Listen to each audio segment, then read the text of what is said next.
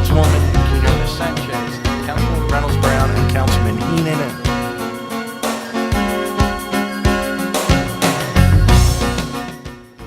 Bill number 170675, an ordinance to amend the Philadelphia zoning maps by changing the zoning designations of certain areas of land located within an area bounded by Woodbine Avenue, Upland Way, 59th Street, Lancaster Avenue, and 62nd Street. Thank you. Mr. Gregorski, before you start, Chair recognizes Councilman Jones. Thank you, Mr. Chairman, and thank you, members of the committee, for taking this time to deal with this very important issue. Let me start with good morning. And a special good morning to the Winfield community who has taken time out of their schedule to come here. What we hope to do today is begin to address Bill number 170675, which will rezone an industrial parcel that is within a residential location in my district. Let me tell you first about Winfield. It is where I'm from.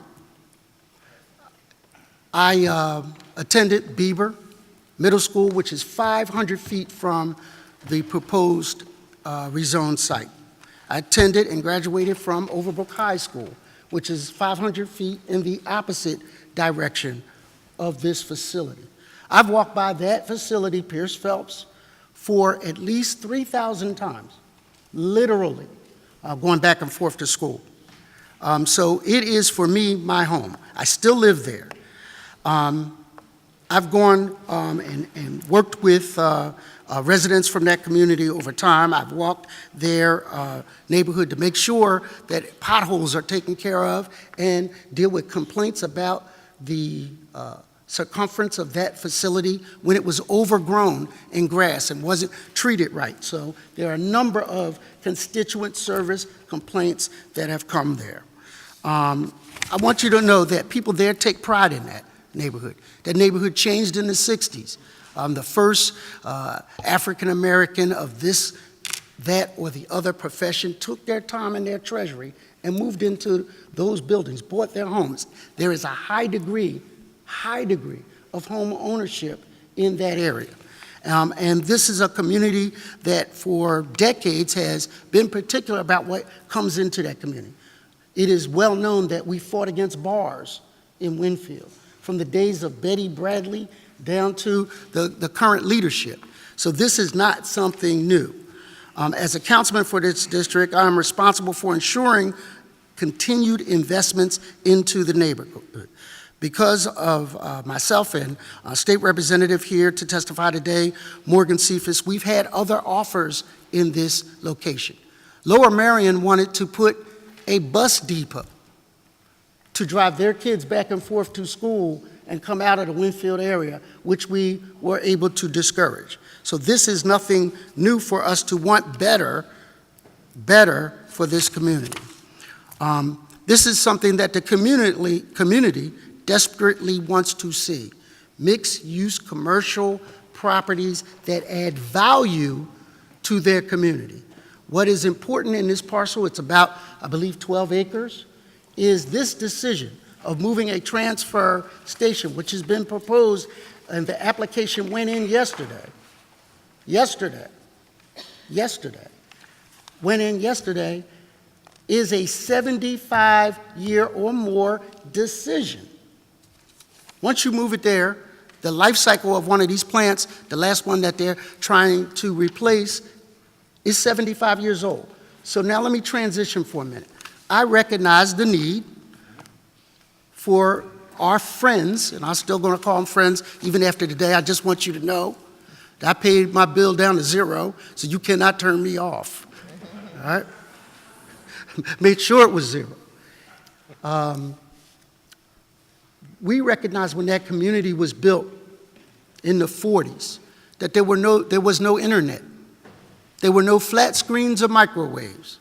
There were no increased demand. I get that. But I also get the fact that a lot of the questions that we asked went unanswered. It is a different response, colleagues, when you say, are electromagnetic pulses dangerous? And the response comes back, there has been no proof that they are.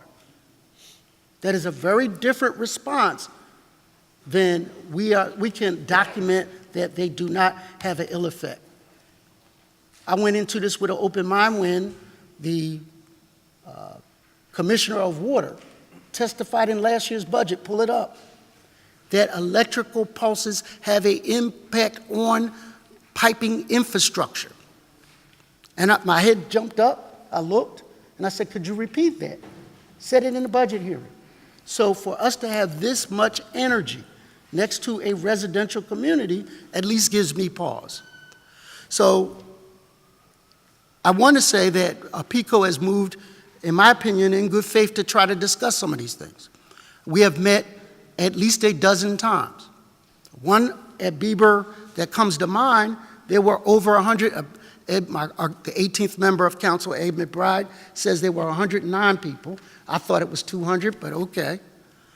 109 or so people came in there and asked these questions. It was a wonderful presentation. Only problem with it was there were no solid answers. There were no definite answers. When we first started this, I think it was the 6th of, what month was it? 6th of March, open mind. 2 days later, that transfer station blew up with all kinds of emissions out of it, and that definitely gave us pause about putting it that close to two great communities, not just Winfield, but Overbrook, which is another 1,000 homes on the other side of that facility. So, I'm of the opinion that we have before us today an opportunity not to pass the final act of legislation, but to begin to consider, and consider in earnest, options. Options like other locations, Marion Avenue. Other options, properties owned by PIDC. But if people believe that they're too big to fail, or that this is a fait accompli, and most importantly, what changed me was when we were in that meeting, one gentleman, I can't remember his name, stood up and said, this is going to happen anyway. PICO's too big, we can't fight them. Who will fight for us? And I want to answer that question today. I will. And I hope we will. Because these people deserve that voice. Thank you, Mr. Chairman. Thank you, Councilman. And we're going to hear from both the community and from PICO. First, from Mr. Gregorski from the Planning Commission. Morning, Councilman Greenlee, member of the Rules Committee. I'm Marty Gregorski, Director of the Development Division of the Philadelphia City Planning Commission, and I'm here to testify on Bill number 170675, which was introduced in the City Council on June 22nd of this year by Councilman Jones. Bill number 170675 proposes to rezone the former Pierce Phelps HVAC distributor site located within an industrial corridor at 59th and Upland Way from I-1 light industrial to CMX2 commercial mixed use. The property was recently purchased by PICO with plans to build a substation that would relocate and update their Winfield station. CMX2 designation would not allow for the new substation. Additionally, the commercial designation would require ground floor commercial use as well as allow for residential development, neither of which is appropriate within this industrial conclave. Philadelphia City Planning Commission considered Bill number 170675 at its meeting of July 18th of this year and recommended that it not be approved. And I'd be happy to answer any questions at this time. Thank you, Mr. Chairman. Yeah, I got it. Let me add one real quick. First, you said property was recently. Do you know how recent that was? It was purchased? I don't know how recent. Okay. PICO will be coming up, so we can find that out. Second question, might as well get this out right away. If a permit was applied for before this committee takes action, does, in your opinion, I know you've been dealing with these issues for a while, what does that do to the proposed legislation? There's something called the pending legislation doctrine, right. And what happens is once a bill is recommended out favorably from the Rules Committee, Ellen and I will treat that bill as if it is law, doing everything except for issuing the permit until it becomes a law. So if you were to apply before that pending legislation doctrine is in effect, you basically beat the pending legislation doctrine, and it would go under the old zoning. Mm-hmm. Okay. All right. Thank you. You get that? You don't. I think if I can repeat that, if I'm saying it right, if a What Mr. Gregorski says is his opinion is if a application is put in, is applied for, before a committee, the Rules Committee, takes action on that land, the zoning as before the hearing pertains.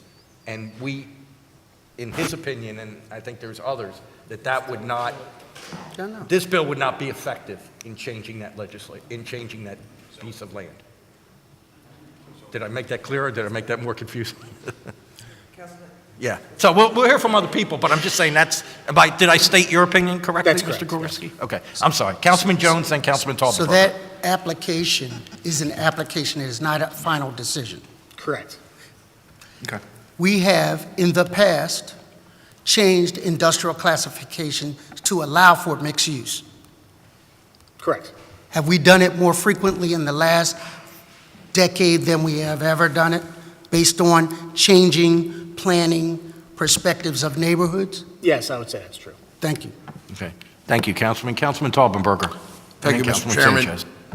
Let me ask you this, in direct to where the community lives, where residences live, or are, how close is that to that actual site where PECO's planning to actually put the station There itself? appears to be some houses right across the street. I mean, this area, while industrial, there are residential properties surrounding it. Surrounding. Now, other substations in the city that would be similar? Yes. Very similar? Yeah. Okay. Thank you. Thank you very much. Thank you, Councilman. Councilwoman Sanchez? I have a question. If you granted the permit, could it, in fact, the councilman in the community appeal? Oh, sure. There's 30 days after any grant of any permit that you can appeal. So when you move from industrial low utilization to commercial CMX2, what is the value shift of that property? Depends on where it is, but oftentimes it's an increase in value because there are How more much? uses. Maybe a little closer to the microphone, sorry. Marty, please. Yeah. Getting shorter, I think, and everything's talk. Depending on where it is, CMX2 offers more uses than industrial, so oftentimes it will increase in a higher value. What's that, 50%, 60%? I don't know offhand, and it depends on where it is. What, in a CMX2, how much density would it be allowed to go in there? Let's just say PECO moves away from this, it's CMX2. It's around 10 acres. I'd have to run some calculations, a lot. Bottom line is it's based on the lot size in CMX2. You have to have a commercial use, but you would get quite a few units in 10 acres. What would be, the planning commission voted no. Correct. Is that because it was decided that this should stay industrial land? It should stay industrial land, and given PECO's need to update the substation, If prior to PECO, who were the folks who owned the property? When did PECO purchase? I don't know when exactly, Yeah. recently. Pierce Phillips HVAC was a distributor that had office and warehousing there. And so that has historically been an industrial Been zone? industrial use, correct. Okay. Councilwoman, could I interrupt a second? I didn't know there'd be this many questions. Representative Cephas has to get back up to Harrisburg. Mr. Gregorski, if I could ask you to just step aside for a second, and then we'll bring you back, if that's okay. Representative Cephas, please. Sorry, I didn't know there was going to be this many questions. No, I think you're familiar with this place, so I think you know how it works. I think so. Please Not being on identify this yourself side, and though. proceed. But my train doesn't leave until 6:30, so I can stick around for a lot longer. Good morning, Councilman Greenlee, members of the Rules Committee. I am State Representative Morgan Cephas from the 192nd Legislative District, representing areas in West Philadelphia, including Winfield, Overbrook Park, Green Hill Farms, Overbrook Farms, Haddington, and Carroll Park. I'm here today to urge the committee and the council to pass ordinance number 170675, which would rezone a section of land in the heart of my district from industrial to commercial mixed use, allowing for commercial space and/or housing. Before I begin my testimony, I want to especially thank Councilman Curtis Jones Jr. of the 4th District and the residents of the Winfield Residents Association for staying vigilant in their efforts to support and strengthen our neighborhoods. As we all know, Philadelphia is making significant strides as it relates to economic development and strategic planning efforts around economic development, but we have to ensure the progress is felt beyond Center City and goes into neighborhoods like my own. Various members of council have focused on the issue of building and strengthening middle neighborhoods, which are those communities on the cusp of decline and growth. As it relates to the immediate area in discussion, along with the councilman, we've made significant investments in key elements that are found in middle neighborhoods. And I'll provide some examples. Investments in the school system. Just recently, we were able to attract a special admit school for the very first time in West Philadelphia. We recently opened a community school at one of our elementary schools. And to the councilman's credit, he's worked with the school district to invest $2.5 million to create more CTE programs in the area over Brook High School. Additionally, there has been investments in the recreation center, as well as the water department, who's invested close to $1 million in water infrastructure repair to address our stormwater overflow issues. And several years ago, we worked with Rebuilding Together Philadelphia to do significant repairs to area homes in the area. And I raise these issues because these are core elements to rebuilding and sustaining our middle neighborhoods. And those are neighborhoods that are not low income enough to receive any type of governmental funding like HUD or CDBG dollars, but are now beginning to have developers look at to fully develop them so they can begin to grow. So all of these things help grow and sustain these communities, but the one other element that we are discussing today that researchers point to are commercial corridors and commercial development.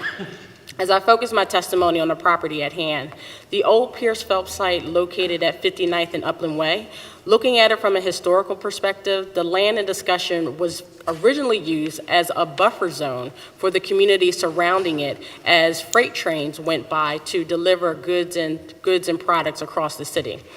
The usage reflected the needs at that time. And at that time, Philadelphia was industrial.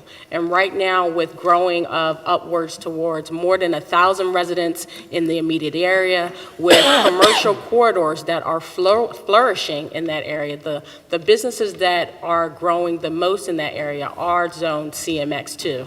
And we have close to 44,000 residents traveling along Lancaster Avenue, which is adjacent to this parcel, which represents an opportunity for the city of Philadelphia to capitalize on these parcels of land if we just use them correctly.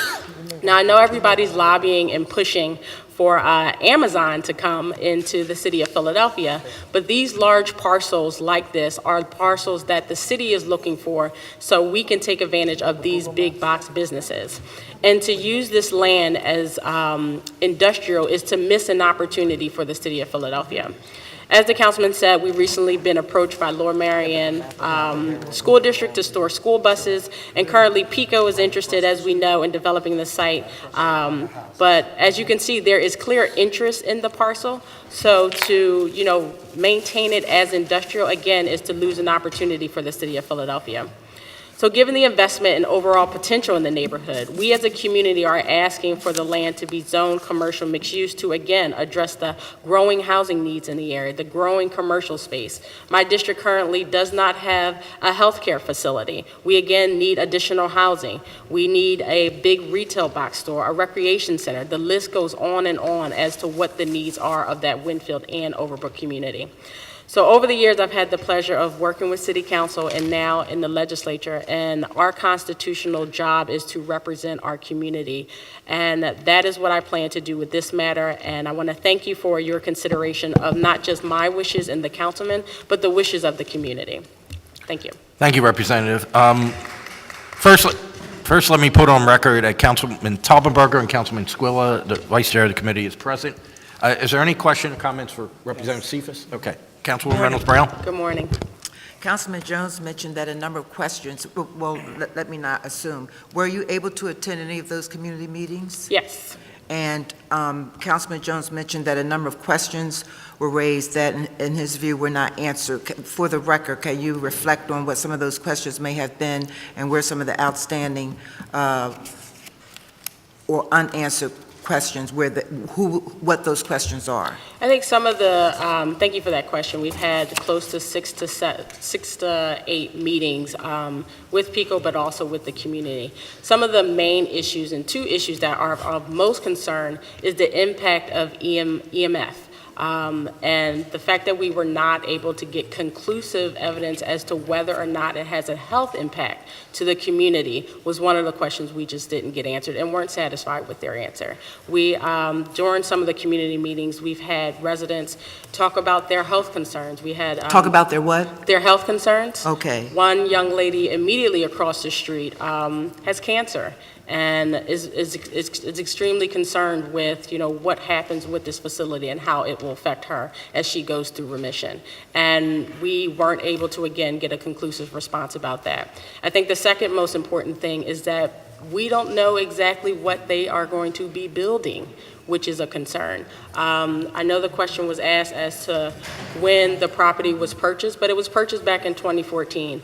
And this is not PICO's first time at the rodeo. So to not have a conclusive answer, and to Councilman Jones's point, to have a station already existing in the Overbrook community for 75 years and you not be able to tell us what it looks like, how much land it's going to take, are we going to be able to see it, what is the exterior going to look like, which has been kind of a detriment to the community as it is because of the lack of maintenance. Those are 2 just primary issues that have been of concern that we haven't gotten conclusive answers to. Has that been registered in a formal way? Yes. With all parties? And what's your definition of formal?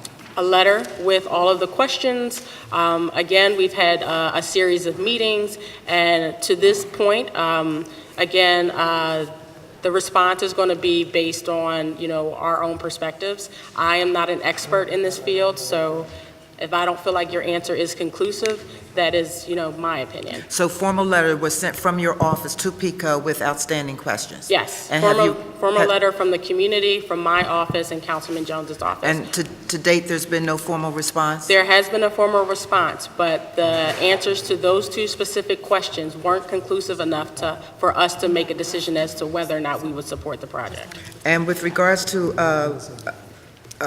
benefits agreement, are you a part of those conversations, discussions?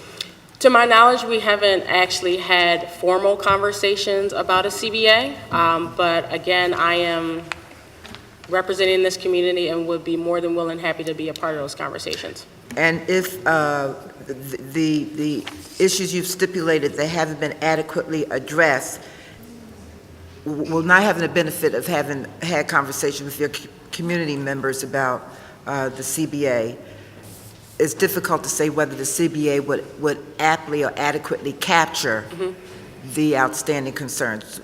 I'm answering the question for you, but what's your view? Do you believe that a CBA would be an opportunity to bring some level of resolution for a win-win? To be honest, I'm not sure. Again, I represent a community, and I haven't been able to have that conversation with them, so I would have to say I'm not sure. Sorry, go ahead. Okay, all right then. Okay then, thank you very Thank much. you. Thank you, Councilwoman. Councilwoman Sanchez? Yeah, actually along those lines, based on the discussions up to date, do you believe that folks will just not support a station no matter what? Again, because we don't know exactly what we're getting, I can't answer that question. And that's been a question. Of course, PICO says they're in the design phase. Well, until we see something as a community, we're unable to make a decision. But you believe, based on your previous experience, both as a council person, council Staffer. aide, and others, is there an opportunity? council person. Promoted you there. Is there a potential for a resolution if the process moves forward? Yes, I always feel like as long as both parties are earnestly coming to the table to have a true dialogue with answers and, with questions and answers prepared and that are amenable to the community, anything is possible. Okay, so you don't feel there's enough opposition that no matter what PICO comes up with? There's very significant opposition. Okay. But again, it's, primarily, in my opinion, because we just don't know what it is that they're doing. And, to their credit, they have been reaching out to the community, but that was only as a result of a block captain seeing increased traffic at the Pierce Phelps site that it was brought into our attention. And, when a big company comes into a community without at least a conversation or a dialogue about what they're doing, it just seems disingenuous and you're starting off on the wrong foot. So again, if it wasn't for the block captain that's actually here now, seeing more cars go into this site, we would have known nothing. Thank you. Thank you, Representative. Thank you. Thank you, and obviously, we're going to hear from the community very soon after we bring Mr. Gregorski back up. Councilman Heenan? Thank you, Mr. Chairman. Representative, it's always a pleasure to have you back in City Hall. Thank you. I commend you for your work and what you do for your community. A couple quick questions. I know when we get into doing an agreement or, proposed agreement or, a suggested agreement, other than the theory whether EMF, electrical magnetic force, is actually, having an impact, which I don't think we'll ever get an answer on on electrical theory and its impact. It's like if you asked a question like a nuclear plant, all right, and it's the cleanest energy possible, all right, in the world. And I think PECO has done a fabulous job with controlling a lot of its equipment and its EMF and, sustainable energy, I think, that it's provided to the city of Philadelphia. You mentioned traffic. The Planning Commission was, you have a proposed commercial mixed use and industrial.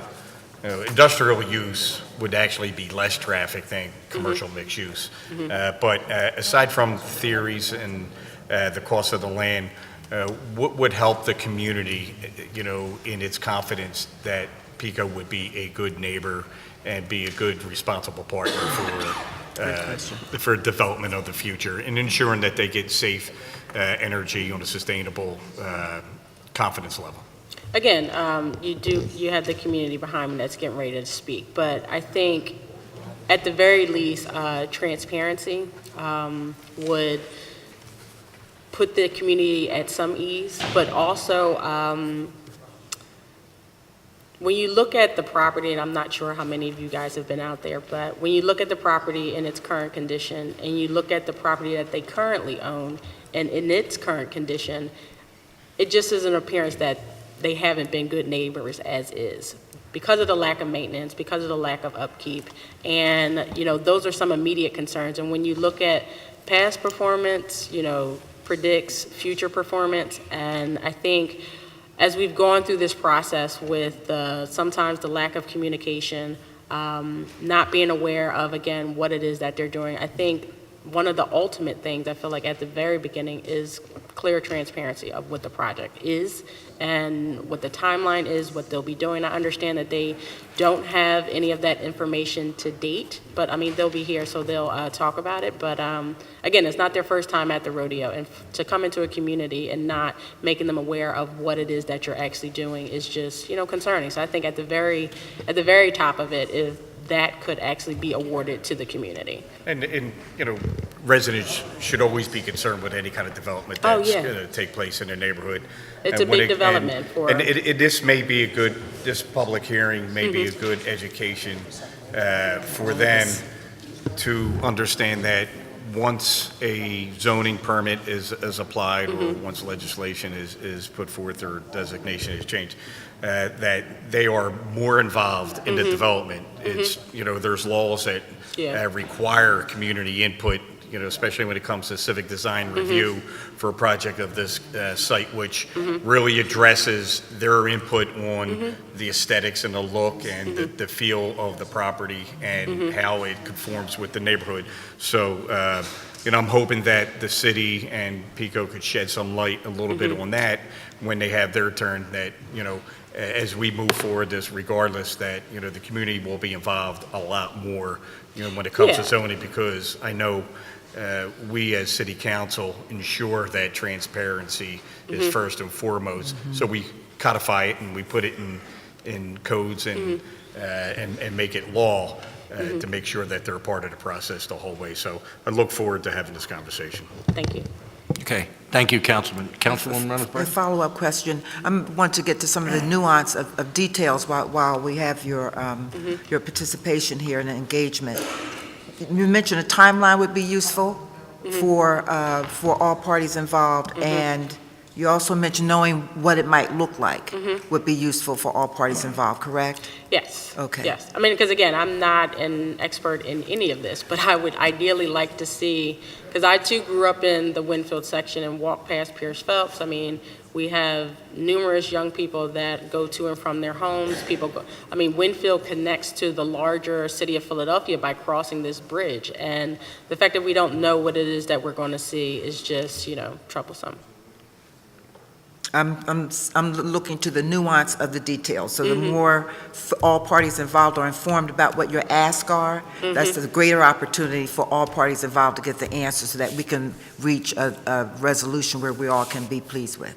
I agree. Okay. Thank you, Councilman. Thank you. Okay, thank you. No further questions? Representative, thank you. Thank you for coming all the way down here. And get back to Harrisburg, bring us back all that money, okay? I'll try. But thanks for all the work you do up there. Mr. Gregorski, I think there were still some questions for you, and I promise we're getting to the community very soon. So, committee, remember, community's been sitting there very patient for a while. Who had a question? Well, I wanted to have the community first. Yeah. But were there any other questions for Mr. Gregorski? Okay, all right. One other question, real quick. Do we have other parcels in that area? Industrial parcels? Yes. Yes. Thank you.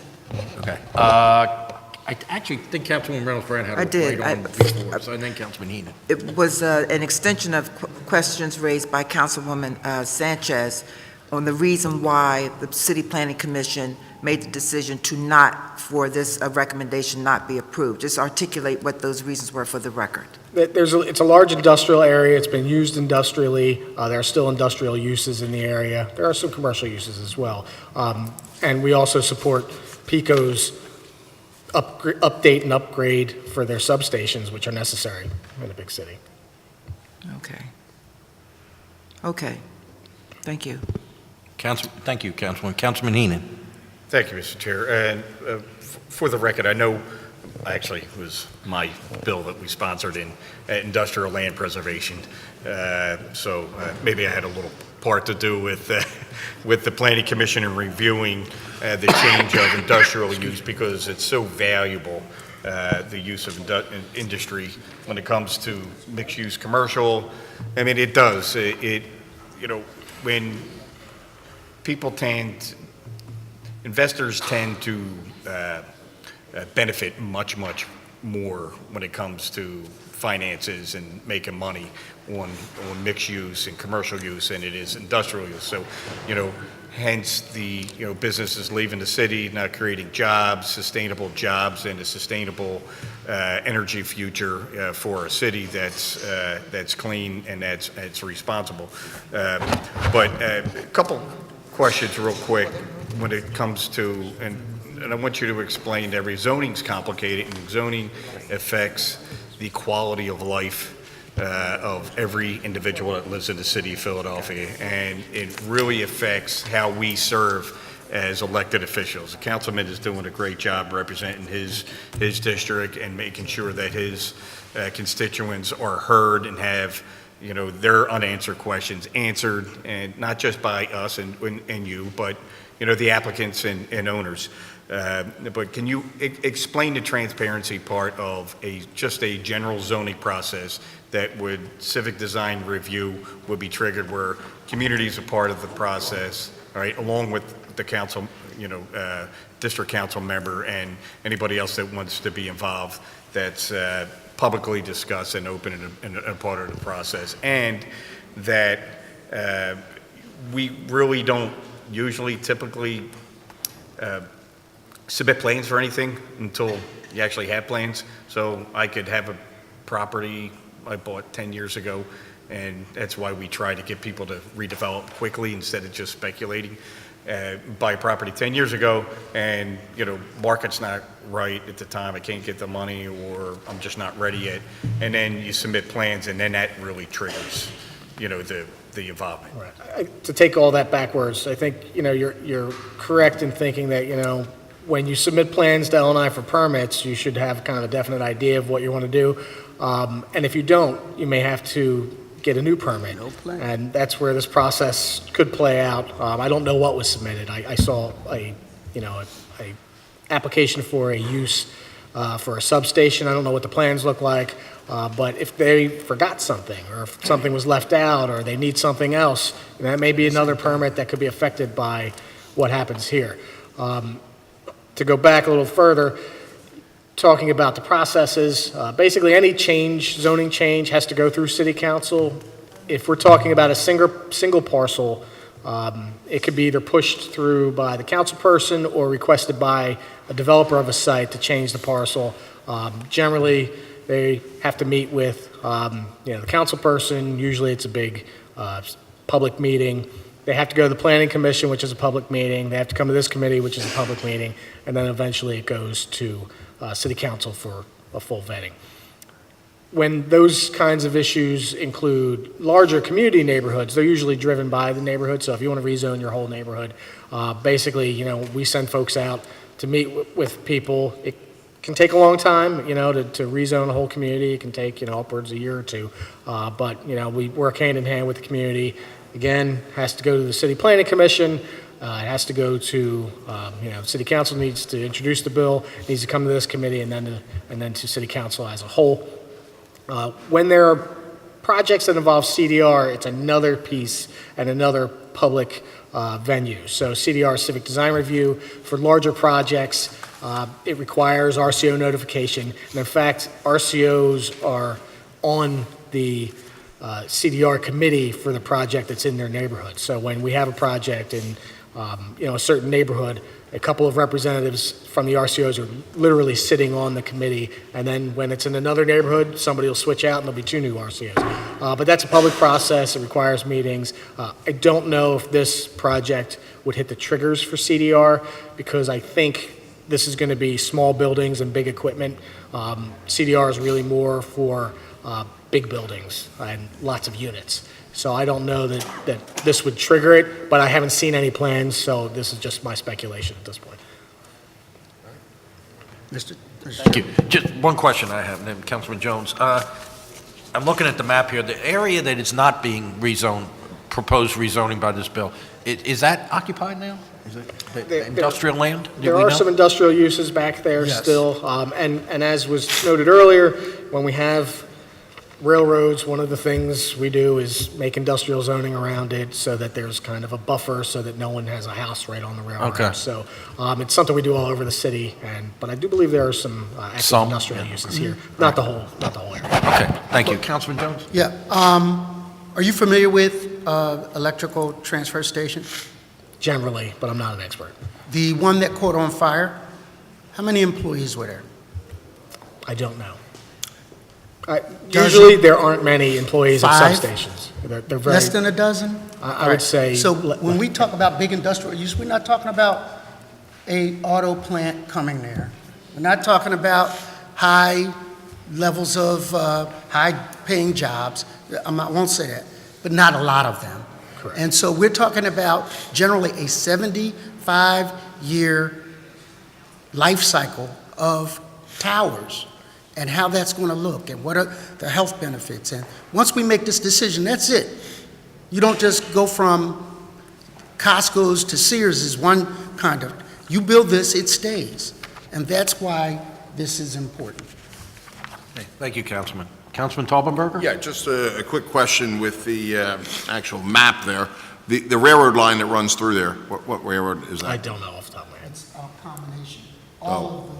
So everything from Amtrak, everything from Amtrak to CSX, all use that So it's a infrastructure. highly traversed rail line? Yes. It's not a rail line that is Correct. sort of abandoned or would be, okay. Correct. It's probably what the railroad people would call one of their main lines.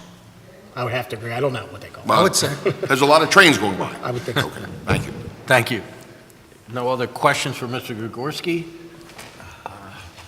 Thank you, sir. Appreciate it. Ms. Marconi, we call the list, and I think we have a panel coming up next. Mike Reed, Yvette Dickerson, Davina Dukes, and Bob James. Please come forward, everybody who, Why don't you?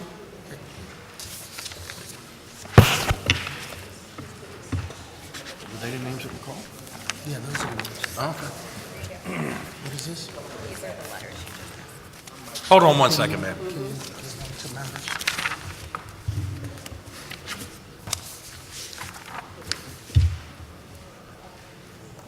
Okay. There were 4 names called. Are they all here? Yes, it's Reverend James. I have Mike Reed, Ms. Dickerson, Ms. Dukes. It's Reverend James? Reverend James? Okay, all right, 4 you. Okay, good. All right, Mr. Reed, your name is called first. If you want to go first, however you want to arrange it. Councilman, I'm going to Now, we yield to... speak right in the microphone. Okay. I'm going to yield to the rest of the WRA Executive Board Okay. who's here with me, and I'll speak last, if you Okay, don't mind. fine. Ma'am, please talk right in the microphone, identify yourself and proceed, please. My name is Yvette Dickerson. I live on the 5800 block of Upland Way. My family moved into Winfield, I believe it was the mid-60s. Throughout that time period, we've experienced many, many different changes, both positive as well as negative. Some of the positive, we've seen steady population growth. We've seen a diversification take place in reference to pretty much every day now. We see new faces coming in from the suburbs. They're moving back into the Winfield area. We just erected a new senior citizen complex on the 54th and Berks, and there's a lot of positive taking place in Winfield at this point, and we'd like to see that continue. As a successful community, we have a vision just like anyone else, and we see that particular property being more of a residential multi-purpose complex, and we envision condominiums or lofts, and right underneath that would be small shops like coffee shops, repair house, repair shoes and pocketbooks, restaurants, bike repairs, and that type of activity in respects to having office space as well. Outside of the facility, we are looking at having a courtyard that would encourage community, something on the style of, let's say, a village.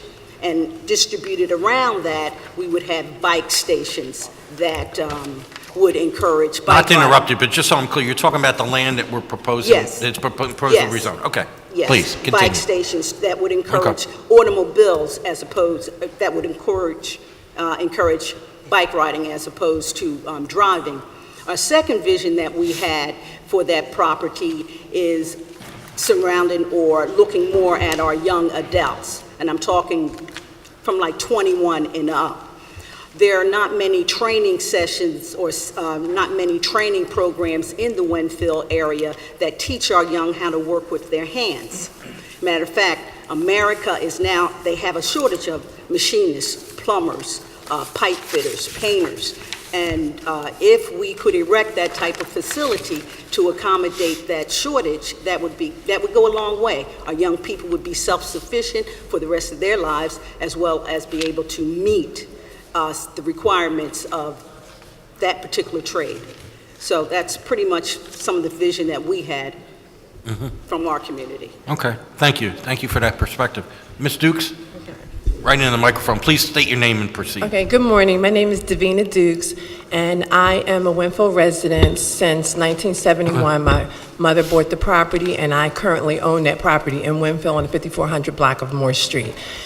So I've been in Winfield, again, all of my life, went to all the neighborhood schools, Mann School, Bieber, Overbrook High School, and St. Joseph's University.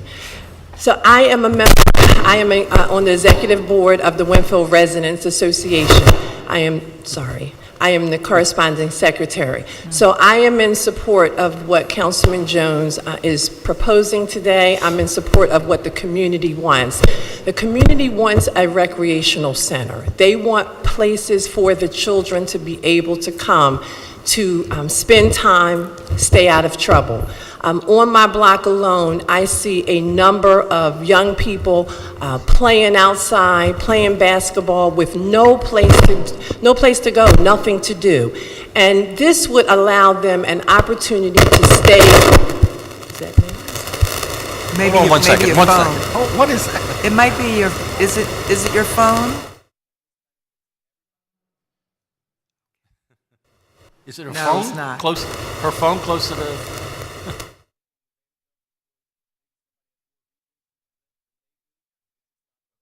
Just hold on 1 second, you know.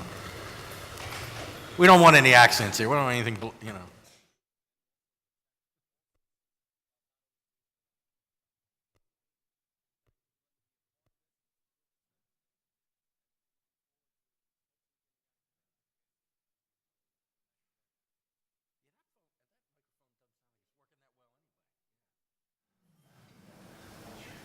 Sorry, technical difficulties. Yeah.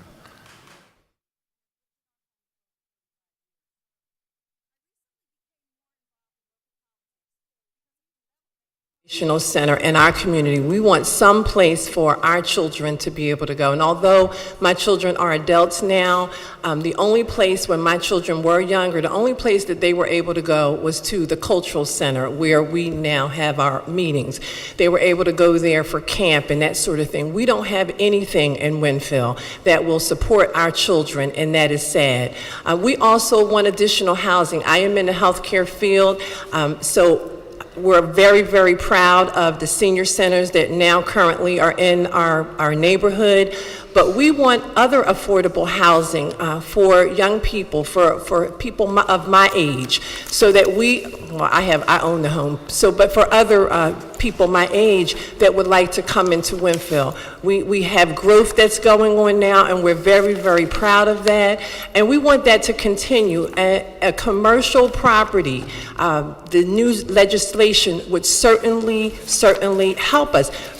Retail shops, things for our community that other communities have that we don't have. We want that same opportunity, jobs in our community. We need more of that. This would keep young people off of the street. This would give them an opportunity to work in our community. So I am in support of the legislation that Councilman Jones, and he has worked so tirelessly with our community. State representative have worked so tirelessly with our community. Our president, Mike Reed, that's going to speak, has worked really, really hard, and we support any efforts that the councilman has to bring in additional jobs, to make this site more usable for everyone. Thank you. Thank you, Ms. Dukes. Reverend, please. Yeah, pass that microphone. We only got one. We're going to put another one up in a little bit, but we only got one working right now. My name is Reverend R. Purcell James Sr., and I am the Vice President of Winfield Residents Association and the Executive Director and Founder of Mentoring Men Ministries. Been in the community of Winfield since June 1969, that's 48 years.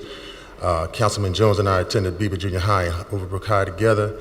My family home is across the street from Pierce Phelps, and my neighbors will be in close proximity to the EMRs that I can see it from my front steps. As a young man growing up in Winfield, I used to sell the Evening Bulletin and the Daily News at Pierce Phelps to the employees on their way home. I'm here to support Councilman Curtis Jones's legislation to rezone this property from industrial to multi-purpose use. And to the council members, we need you as council members to listen to your constituents in situations like this. We are exposed to EMFs in small doses anyway in our everyday life from electric appliances. I have a study here, 2 studies actually, and I'm gonna leave copies with the councilman and with the city council on health hazards of electromagnetic radiation. That's what I'm here for. Been doing some study on it. We asked PICO, April 27th, questions about cancer-producing radiation, and at the meeting at Beaver Junior High, actually, Mr. McBride, and we never get straight answers. We never get answers. And these studies, I'm sure, PICO knows about, and so I'm just going to move on, that we believe this is a David and Goliath type of situation. We don't have 5 smooth stones. We have 185 government, medical, and scientific experts contributing to these 2 papers in this study on electromagnetic radiation. I've been doing a quick study on it. because it is going to affect our community in a negative way in terms of health, and especially for people who are not healthy. Research aims and methodology, most people are unaware of the risks surrounding them as a consequence of electromagnetic radiation. Studies were conducted to find out whether the use of electrical devices and electric equipment endangers human health, the extent of harm induced by continuous or long-term exposure to radiation. However, the results were far from being conclusive. This research, though, attempts to investigate some potential effects of living close to or using some types of electromagnetic radiation sources, and this would contribute to increasing public awareness and taking measures to evade hazards and regulating and monitoring the use of electricity. Radiation measurements were taken in some electric field zones in a typical city in order to quantify the investigation. Electricity is transmitted at high voltage, 120 kVs or above, and in order to reduce the energy loss in long distance transmission, power is usually transmitted by overhead power lines, but underground power transmission has a higher cost and great operational limitations, but are sometimes used in urban areas and sensitive locations. And PICO is not talking about underground with these wires. Transmission level voltages are usually 110 kVs and above. In terms of the electromagnetic radiation, the world suffers from electromagnetic contamination and electro smog or e-smog on a daily basis. We suffer, again, from normal everyday usage of electricity, but we do not need to add more EMRs, electromagnetic radiation, to our environment. Radiation sources, again, EMRs, occur in nature, but current environmental exposure to man-made sources of EMF has progressively increased due to the overwhelming use of electricity and wireless technology in our modern-day society. And the human body is exposed to a complex mix of EMFs at various frequencies during a lifetime. Exposure to EMFs, or EMRs. Electric currents exist naturally in the human body and play an important role in the normal physiological functions. Nerves transmit their signals by relaying electric impulses. The effects of exposure to EMFs on the body and cells depend on the EMF frequency and strength. At low frequency, EMFs pass through the body. All right? I'm just going to skip through all of this, and again, we're going to have a copy, but I just want to get to the important facts of the health consequences to electromagnetic radiation. Hazards to humans, in other words, the biological effects. When the body ages and lacks exercise and proper diet, the e-smog degenerates the weakness into sickness and disease. Biological effects are measurable reactions of the organisms or cells to a stimulus or to an environment change. Health effects result from biological effects and cause deficiency in the health or well-being of exposed individuals when the energy of the fields is absorbed and transformed into movement of molecules. During the test of and according to locals, one strange medical condition happened with an inhabitant and exhibited in him perceiving things upside down, accompanying any sudden movement he makes. A hospital practitioner in the study attributed this and other similar cases in the area to suffering a previous head injury and living beside an EMF tower. And EMFs have an effect on cells. E-smog has an effect on cell physiology and consequently on the control mechanism of the body. EMFs produce reactions. Cell communication happens at several thousandths, even millionths of a volt. For good health, the body must be able to communicate within itself. For good health, the body must be able to communicate with itself. That is, to be in harmony with the natural rhythm. The random patterns from e-smog can create noise in our body and force it out of synchronization. The body is a complex communication system where cells, tissues, organs, and organisms all talk to each other. The communication includes finely tuned bioelectrical transmitters and receivers. Two more well-known biological impacts of e-smog are interruption of the brain wave patterns leading to behavioral complications, and the interference with the body's communication system, leading to unusual neurological function, such as dementia, chronic fatigue syndrome, and fibromyalgia. The cell membrane receptors recognize EMFs at very low levels of exposure by producing a stress response similar to that produced by exposure to heavy metals or toxic chemicals. In conclusion, in terms of recommendations, there is, however, some epidemiological evidence that prolonged exposure to high levels of power frequency magnetic fields is associated with risk of leukemia in children. It is obvious from our study that EMR does cause harmful effects on human health. EMF exposure has a cumulative effect, increasing over time and with the dose. Children, pregnant women, and those with poor health conditions are especially at risk for a lifetime of exposure. The amount of absorbed versus exposed radiation has to be considered, since the absorption depends on the nature, amount, and duration of radiation, as well as the individual body condition. It is worth mentioning, however, that research and studies alerting from hazards are much more than those denying the effects. Communication and electric industries, such as PICO and other entities, mask the hazards in order not to risk their business.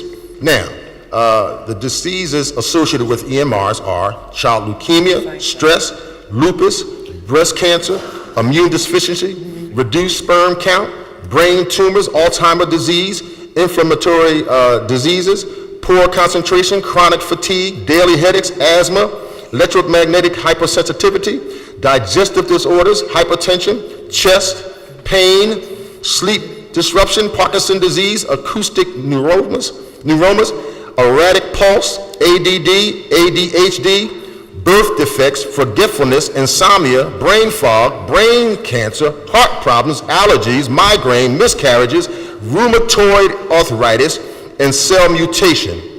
Sir, diseases of the nervous system, yes. Yeah, because we want to try to keep moving. You said you're going to submit a copy of that? I am going to submit a copy. All right, then I'll make sure the whole committee gets a copy of it, okay? I appreciate that. God bless. Okay, thank you very much, sir. Thank you. Mr. Reed, right? Yeah, please. Good morning, Council. morning. First, I want to thank all my Winfield residents. Just state your name for the record. From showing up. My name is Michael Reed. I'm president of the Winfield Residents Association, and I'm here representing the 500 members of the WRA, as well as the over 15,000 residents who the WRA advocates for in Winfield. The WRA stands with the Winfield community, who is opposed to this PICO plan to erect an electrical substation at that location, 59th and Upland Way. PICO bought this parcel of land a couple of years ago, but just lately began to remove asbestos, make structural changes, and now plans to they're now in the demolition phase. All this was being done without the decency and respect of coming to the community and letting us know what was going on and what their plans were. The WRA supports Councilman Curtis Jones' legislation that would change this site from industrial use to multi-purpose use.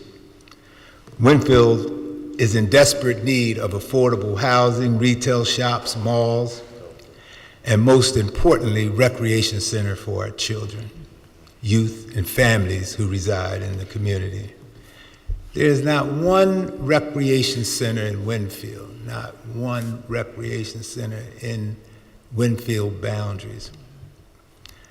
Thus, the young children and teenagers have to travel outside of their community to partake in safe and structured recreational, cultural, and social activities.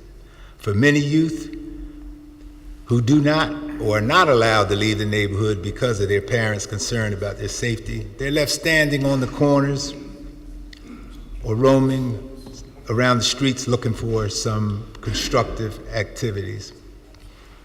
The children and youth of Winfield deserve a community center. PICO was shown other alternative sites close by that would be ideal to build a new electrical substation. and allow the community to use this space for the purpose of recreation, affordable housing, and retail shops. So on behalf of the residents of Winfield community, I urge council to consider and then pass legislation to have this site rezoned for the multi-purpose use. Thank you kindly for your time. Thank you, sir. Appreciate all your efforts in the community. Kurt, do you have a question? Just 1 second, please. You have one? Okay, Councilwoman Reynolds Brown. and Councilman So good Jones. morning. Good morning. And I would be remiss not to applaud you for your activism because it really does matter. As a resident of Winfield, I know well the work of WRA as we are represented at all of those meetings.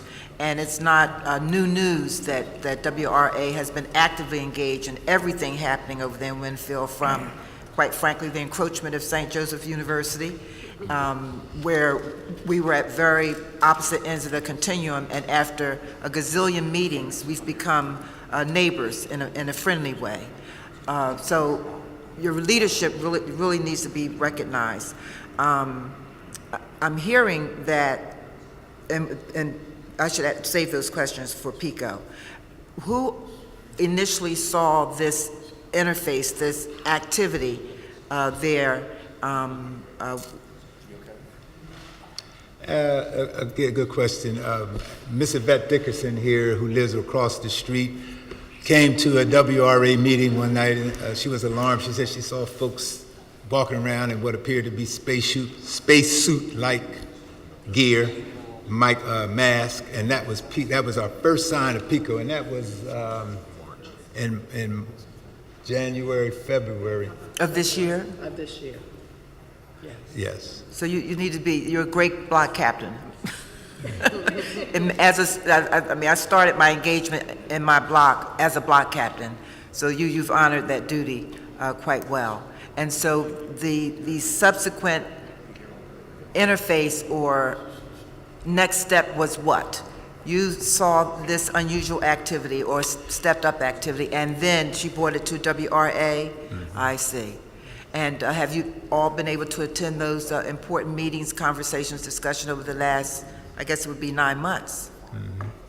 We've been at every meeting, but an alarming thing was WRA's next meeting, and our practice is to have our meetings on the third Tuesday every month. Well, to show you... I know that because I've attended. Absolutely, but to demonstrate some of the lack of communication or concern for the residents, is PICO sent out a letter to the community stating that they wanted to hold a meeting on the same night around the same time as WRA. I called Councilman Jones and other folks in the area and said, listen, you know that we have our meeting on the same night. This is the kind of lack of respect and lack of communication that we have seen from PICO since the beginning of this process. And quite frankly, the folks, the residents, someone's asking could it be a win-win situation? I can't even foresee that down the future because folks are now ready to almost lay down in the street and protest because of their lack of disrespect and communication from PICO. Mm-hmm. And so what's the yield of knowing now that there are two meetings on the same night? That may also be a question for PICO as well. Right. Any other comments you care to share with us, or information we should have for the record? Please. Yeah, we have, those of us that live in Philadelphia are used to this kind of corporate bullying. And I remember lead poisoning. We don't want to wait until a whole lot of folks die. We want to get ahead of this and be proactive. That's the reason why we're so active on this situation. I remember when South Street was changed back in the 60s, early 70s maybe. And, just minorities, why do they need to put these kind of substations, electronic substations, EMRs in minority neighborhoods? Again, the study even said, why not go underground? It'd be more cost to them, but they're $1 billion corporation. They can afford it. But it just looks as if they're not looking out for us, the community, the homeowners. This is going to affect our home value and property value. again, beside the health issues. So it's just bad all around. Plus the way they kind of snuck into our community without alerting us and letting us know. 2014 until 2017, that's 3 years, and we should have known what they were doing. Okay, and again, just the lack of communication, not trying to work with us as a community. Just recently, I got the letter for the 19th of September, and that's the same night of our community meeting, starting back up from the fall. But we just need more communication. We're trying to be good neighbors. But the bottom line is that PICO is really trying to make it pretty hard for us. So is there an opportunity to start anew? No. Please?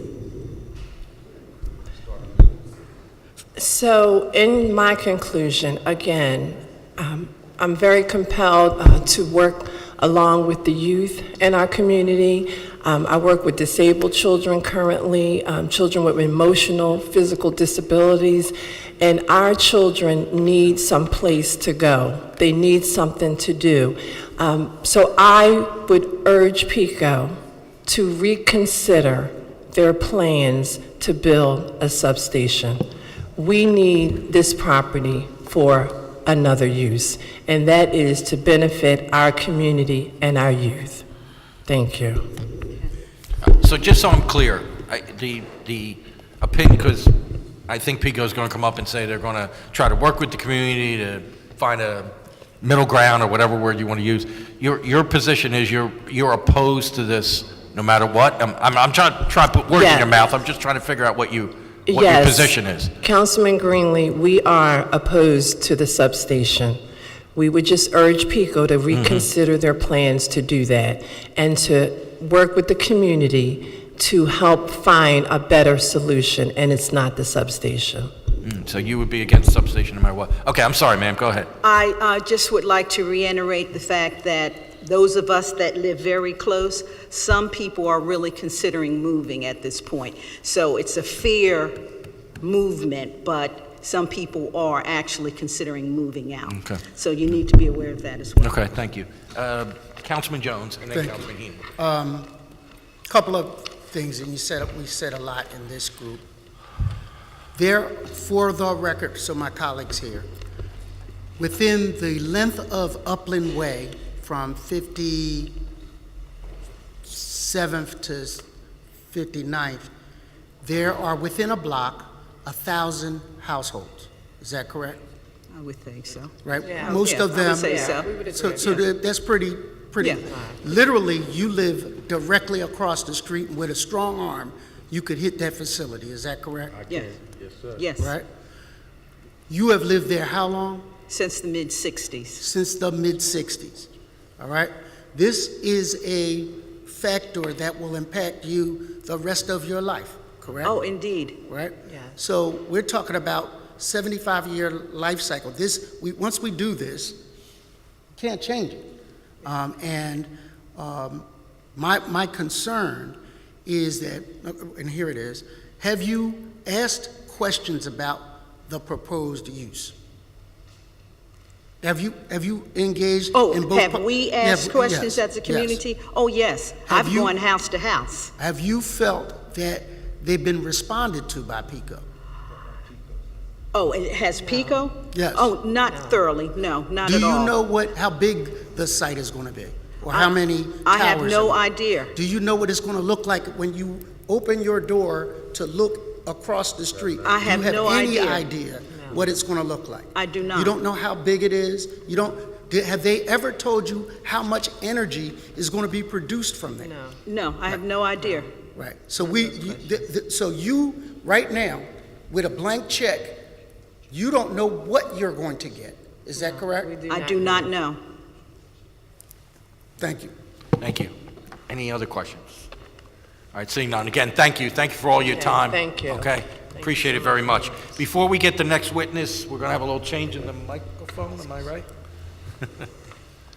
Our great new technology here. That's fine. Thank you.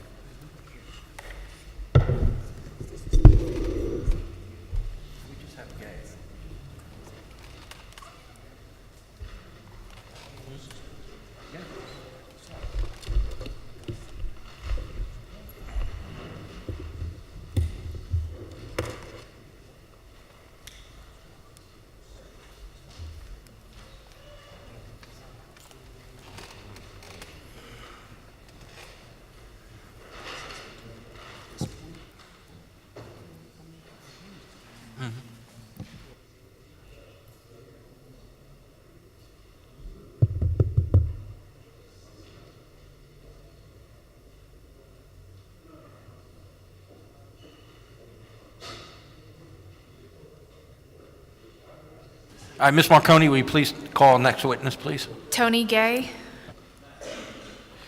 Other than Mr. Gay, is there anyone else who wants to testify? Anybody else? You want to testify? Okay, after Mr. Gay, you'll testify. Okay. Mr. Gay, if we have your written testimony, and just to facilitate us moving along, because I know there'll be a lot of questions, you've heard some of the issues that have been raised, so maybe you can mix that into your statement. You don't have to read just verbatim the statement. You can just, Absolutely. What the issues are here, so, okay? You have my written statement, and I'm not going to read it. Just state your name for the record. Yes.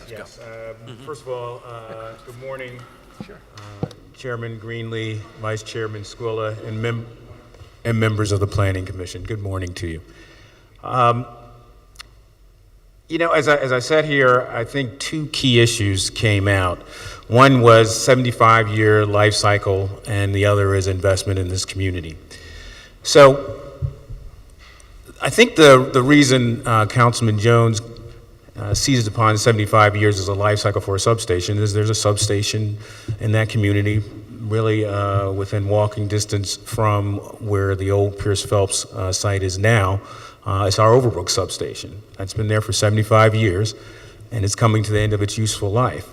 So we have determined to make an investment or reinvestment in this community with a new modern substation. This substation that's there at Overbrook now is at the end of its useful life. We are going to invest $50 million for the new substation at Upland Way, and I'll talk about that in a moment. We don't invest $50 million because we don't believe in a community. We don't do it willy-nilly.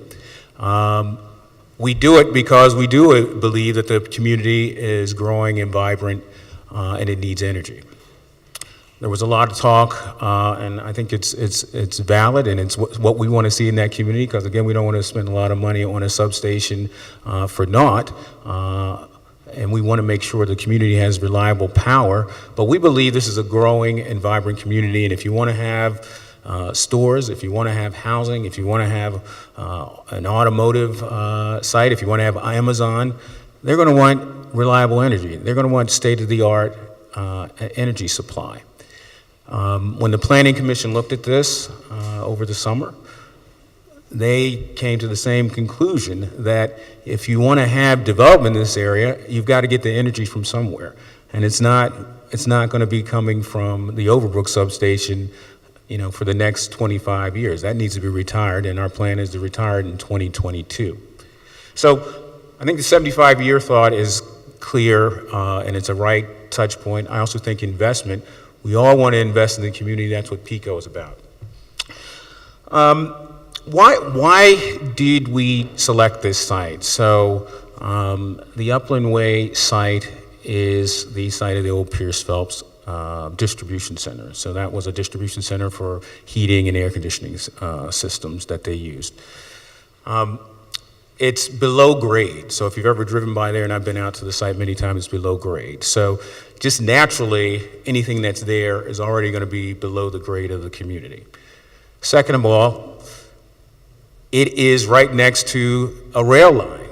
So you have wires associated with electrical substations. Instead of having to run these wires in a new area over homes, we can just use the existing railway line easement there. So it'll be right consistent with the area. Also, it's a large property. So we've talked about how close the property is to homes. There are homes bordering the property. There are businesses bordering the property. There's a bridge on one side of the property as well. But the land is graded. It's a 10-acre site, so the size is large enough. We're not going to take 10 acres for a substation. And the substation itself would be quite far from the actual homes. So I've obviously looked at this a lot over the past several months, but there are substations we have, and the Overbrook station might even be a good example, where you would have a home this close to the actual electrical equipment. That's not going to be the case at Upland Way because, first of all, the grade of the land and the size of the land, we can build the substation within the property. I think the other key thing is really, did we look at other sites? I've heard that raised as well, and we did look at other sites. We looked all over the area to see if there were other sites. We don't just pick one site. That's not wise for us as a community partner, as a business. We looked at the property actually just on the other side of the bridge where there's a distribution center. That property, in addition to not being for sale, it didn't have the appropriate drainage characteristics. 100% of that is not below grade. There's, if I remember the road that passes by, some of that goes down and goes around a corner, so that is an area that is not entirely below grade. We looked at properties farther away. And the farther away you get from a substation, you get a degradation in the voltage.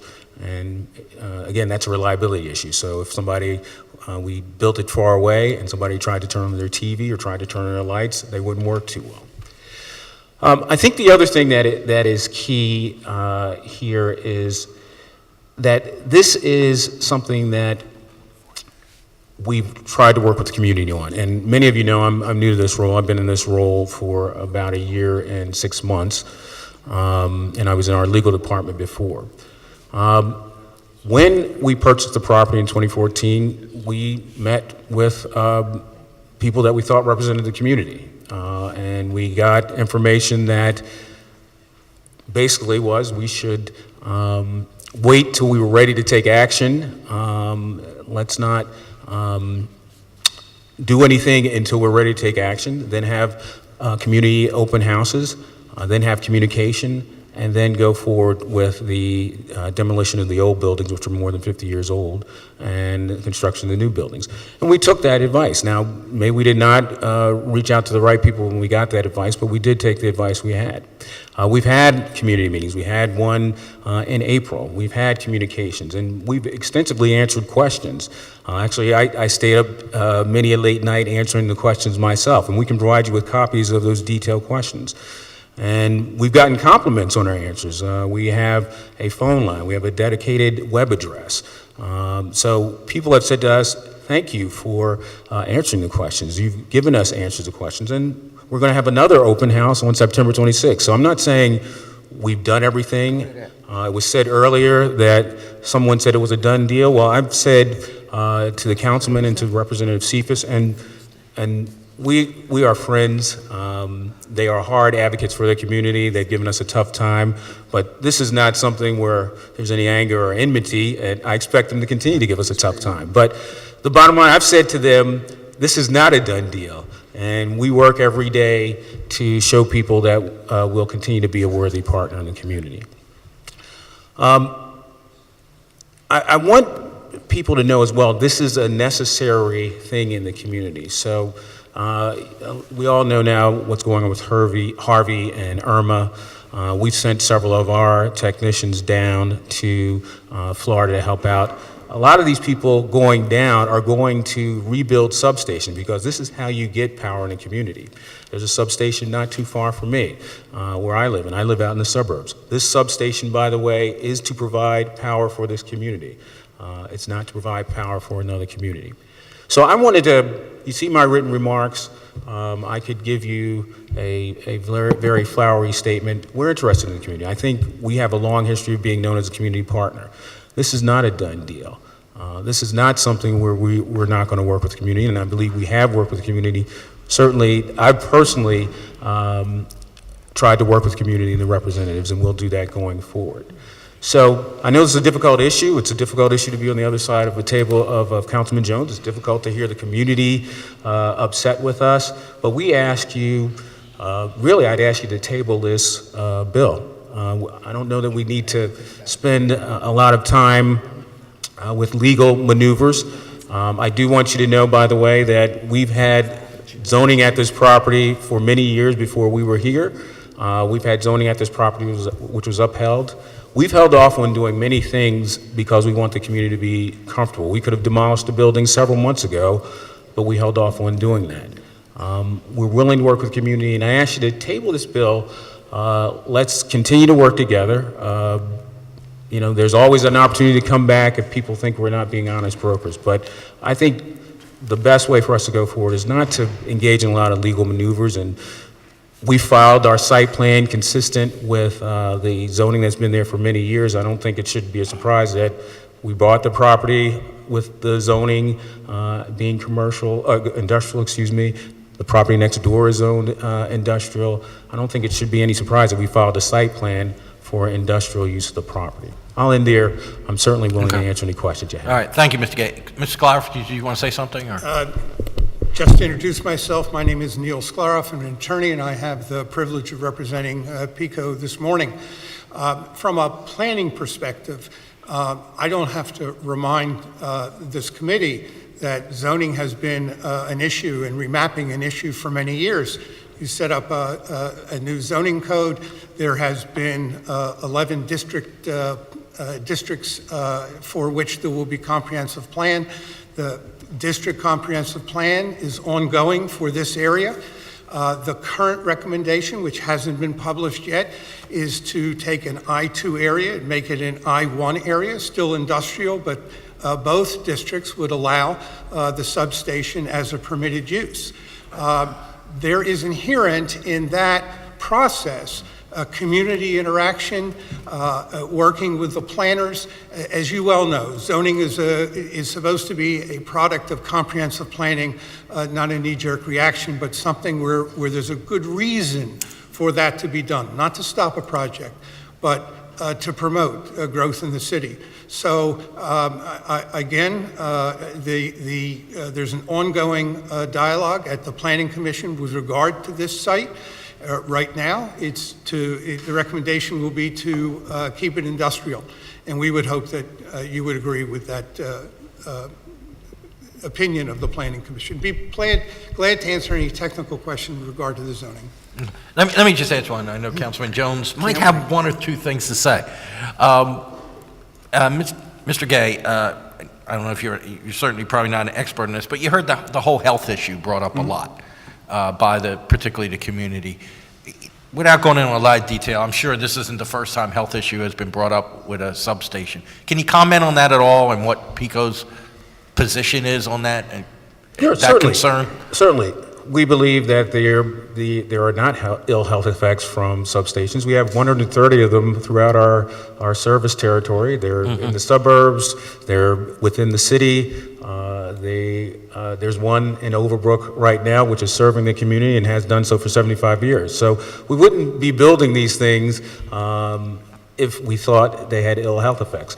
I would say, as you know, Chairman, there can be found claims that many things cause ill health effects. Cell phones, microwaves, a number of things. So will you find articles on the web that say, substations or electromagnetic frequencies will cause you health issues? Yes. We would not be building this in the community if we thought it was going to cause ill health effects. Okay. All right, and just to be clear, you're saying that in the other sites, because again, the community and Councilman has brought up the idea of other sites, you're saying none of them, in your opinion, would provide the service to the community? Yeah, there are a number of things, and on page 2 of my testimony you'll have it, but just in summary, either the sites were too far away, so again, the distance means you have a degradation in the electricity, basically the voltage, or they were too small. Again, you need a certain amount of space, and this is, because it's a 10-acre property, we have ample space to make sure that we're far away from the community as well. So that's really the key issues. And then, some of the properties weren't for sale. You put those things together, this is a great site. And again, I want to emphasize, because of the rail line being there, so we don't have to run transmission lines over people's homes, because it's the grade is below grade, and we've been working with the community. We've had open houses to show how we can screen the portion from the ground up. We can do that with trees, with screening, things like that. So there are a number of ways to work with the community to make sure that this is less visually there. I would also say people have said we haven't shown detailed plans, similar to us holding off on doing any work at the property, even though we could demolish the buildings today. we wanted to do the planning in conjunction with the community. I could come and show people what a substation looks like, but that doesn't really provide them much input on how we're going to do it. So, and people could go to many of our substations around the city to see that, but we want to work with the community to help see if we can design it in a way that works with them. Okay, all right, thank you for your answers. Councilman Jones, then Councilman Heenan, then Councilman Talberger. Okay, Councilman Jones? First of all, thank you for your patience, and thank you for going through this process with us. You mentioned you lived outside the city. I do. Where do you live? So I live in Montgomery No, County. not you. Oh, I live in sorry. Cheltenham Township. You live in Cheltenham Township. All right. I do know at least one of your members lives in my district. None of them live in Winfield, however, where this is going to be. So the difference between the sense of urgency you have versus the sense of urgency they have is two different worlds. All right? That's number one. You said this total project was going to cost about $50 million? Councilman, Yeah. you're just, yes, that's right, Councilman. So it's $50 million. Then can you provide us with what you're going to spend that $50 million on? Is there a plan? We have not, I mean, it's a budget of 50 million, but, and that's a great question, actually, because if there are things that we can do with the substation, that may take the entire 50 million. If the community feels there are other things they want done, then maybe less of that 50 million is used and it can be used for things like basketball courts or other So things. we've been meeting with you since April? We've had a meeting in April and we've corresponded back and We've had forth. at least a dozen meetings since April. The first question is, what is the plan? And we haven't gotten it. And you point to where substations are. So, this is what it could look. These people at least deserve to know what they will look out of their windows at maybe for the next 75 years. That's my first concern. You're talking about $50 million worth of investment, which we want you to invest, but maybe not there. And if you're going to do it there, what does it look like? What are the protections, both sound and impulse resignations, that you're going to put in place to quell their concerns? 50 million, no plan. Second thing that I would ask is, there was a major fire 2 days after we met with you the first time. What was the cause of that fire? Yeah, Westmoreland actually is another old substation, very old substation. The design was basically, there were cables that were close together. By the way, that design is so old, that's probably the last one that we had on our system. But there were cables close together, which, in the time since that one was built, we spaced them and sheathed them so that wouldn't happen again. But the reason was a cable caught on fire and it spread to other cables. So there is a plan of takeaways, as my colleague says, that you have. I'm sorry. So from that experience, you have a response plan to prevent that from happening again, correct? Yeah, and one of the key plans is that we do not use that design anymore. That's an old design, but But we don't know what the design you have planned for this station is. So that takeaways should be submitted to this community and to this council with a design that says, here's what happened, here's how we prevent it. Those are just, you're moving into, or want to move into a neighborhood, and we don't know whether you're going to build a back deck, enclosed porch, 5-story building. We don't know. Nobody knows what it looks like. How much energy does your current facility at 63rd Street produce? we answered those in the questions. I don't have it off the cuff, but we can submit the questions to the Rules Committee here. You may recall. If I got this correct, you don't know what you produce at the 63rd Street site? You don't, off the top? Well, this is not a generation station. I think that's one of the key things. So we don't generate electricity. Basically, a substation allows electricity to be delivered to the. So how much electricity goes through there?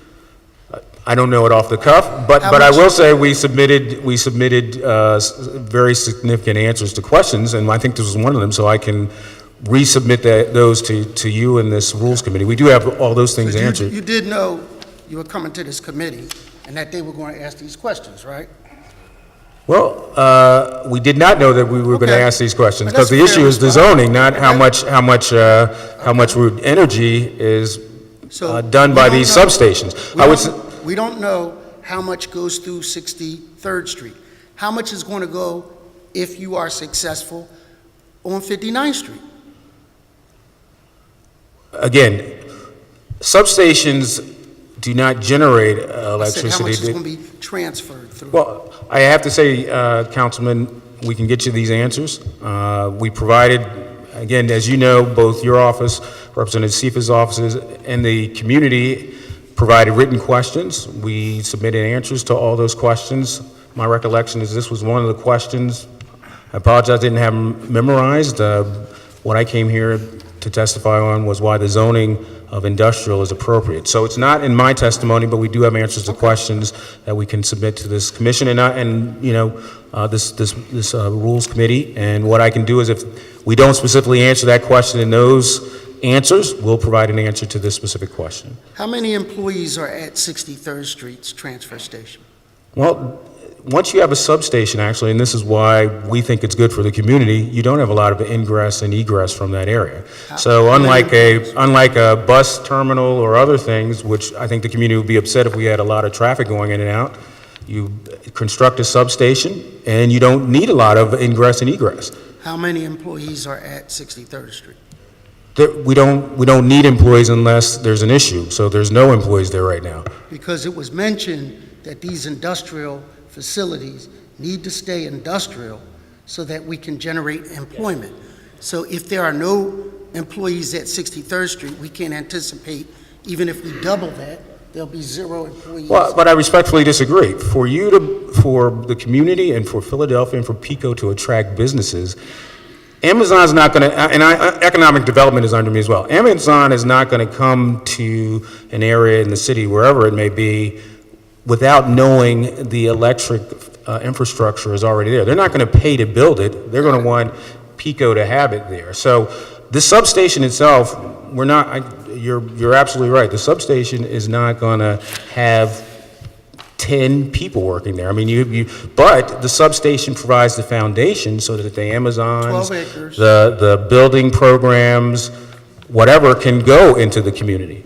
So I agree, and I want you to know, I really do, that we have to have infrastructure somewhere, and that we have to produce electricity to do the things we want to do as a city. I get that. But I don't want the argument to be made to my colleagues that by preserving this industrial nature, that we're going to create a bonanza of jobs. The answer is 0. No jobs. Just substation that they have to look at. So I don't want that illusion to be painted. And finally, I think I want to agree with you. This substation will not, no one will be working at the substation, but remember, the old substation has to go out. It has to be replaced with something. I got it. So the only way you can get jobs in electricity, which... We just disagree on where. That's all. Okay. I agree that it has to go somewhere. Okay. But where? And so finally, and Ed is the 18th member of this body, I want you to know. And Melanie's is maybe someday going to be the 19th. But, however, and nevertheless, right now, we're at loggerheads about this community's health concerns and location of this facility. If we pass this out of committee without a favorable recommendation or rule suspension, will that give you enough time to go sit down with them and figure this thing out? Yes, absolutely. I mean, I want to lay out the timeline. So we have a community meeting, and I do this for the committee. I know you're aware of this, Councilman, and it's partly at your insistence that we're doing these things, although these are things that are part and parcel of how we do business. We have a community meeting scheduled for the 26th. We did make a mistake of initially scheduling on the night of the Winfield Residents Association community meeting. We didn't know that they had a meeting at that time. I said, how do we make it right? And we moved the meeting.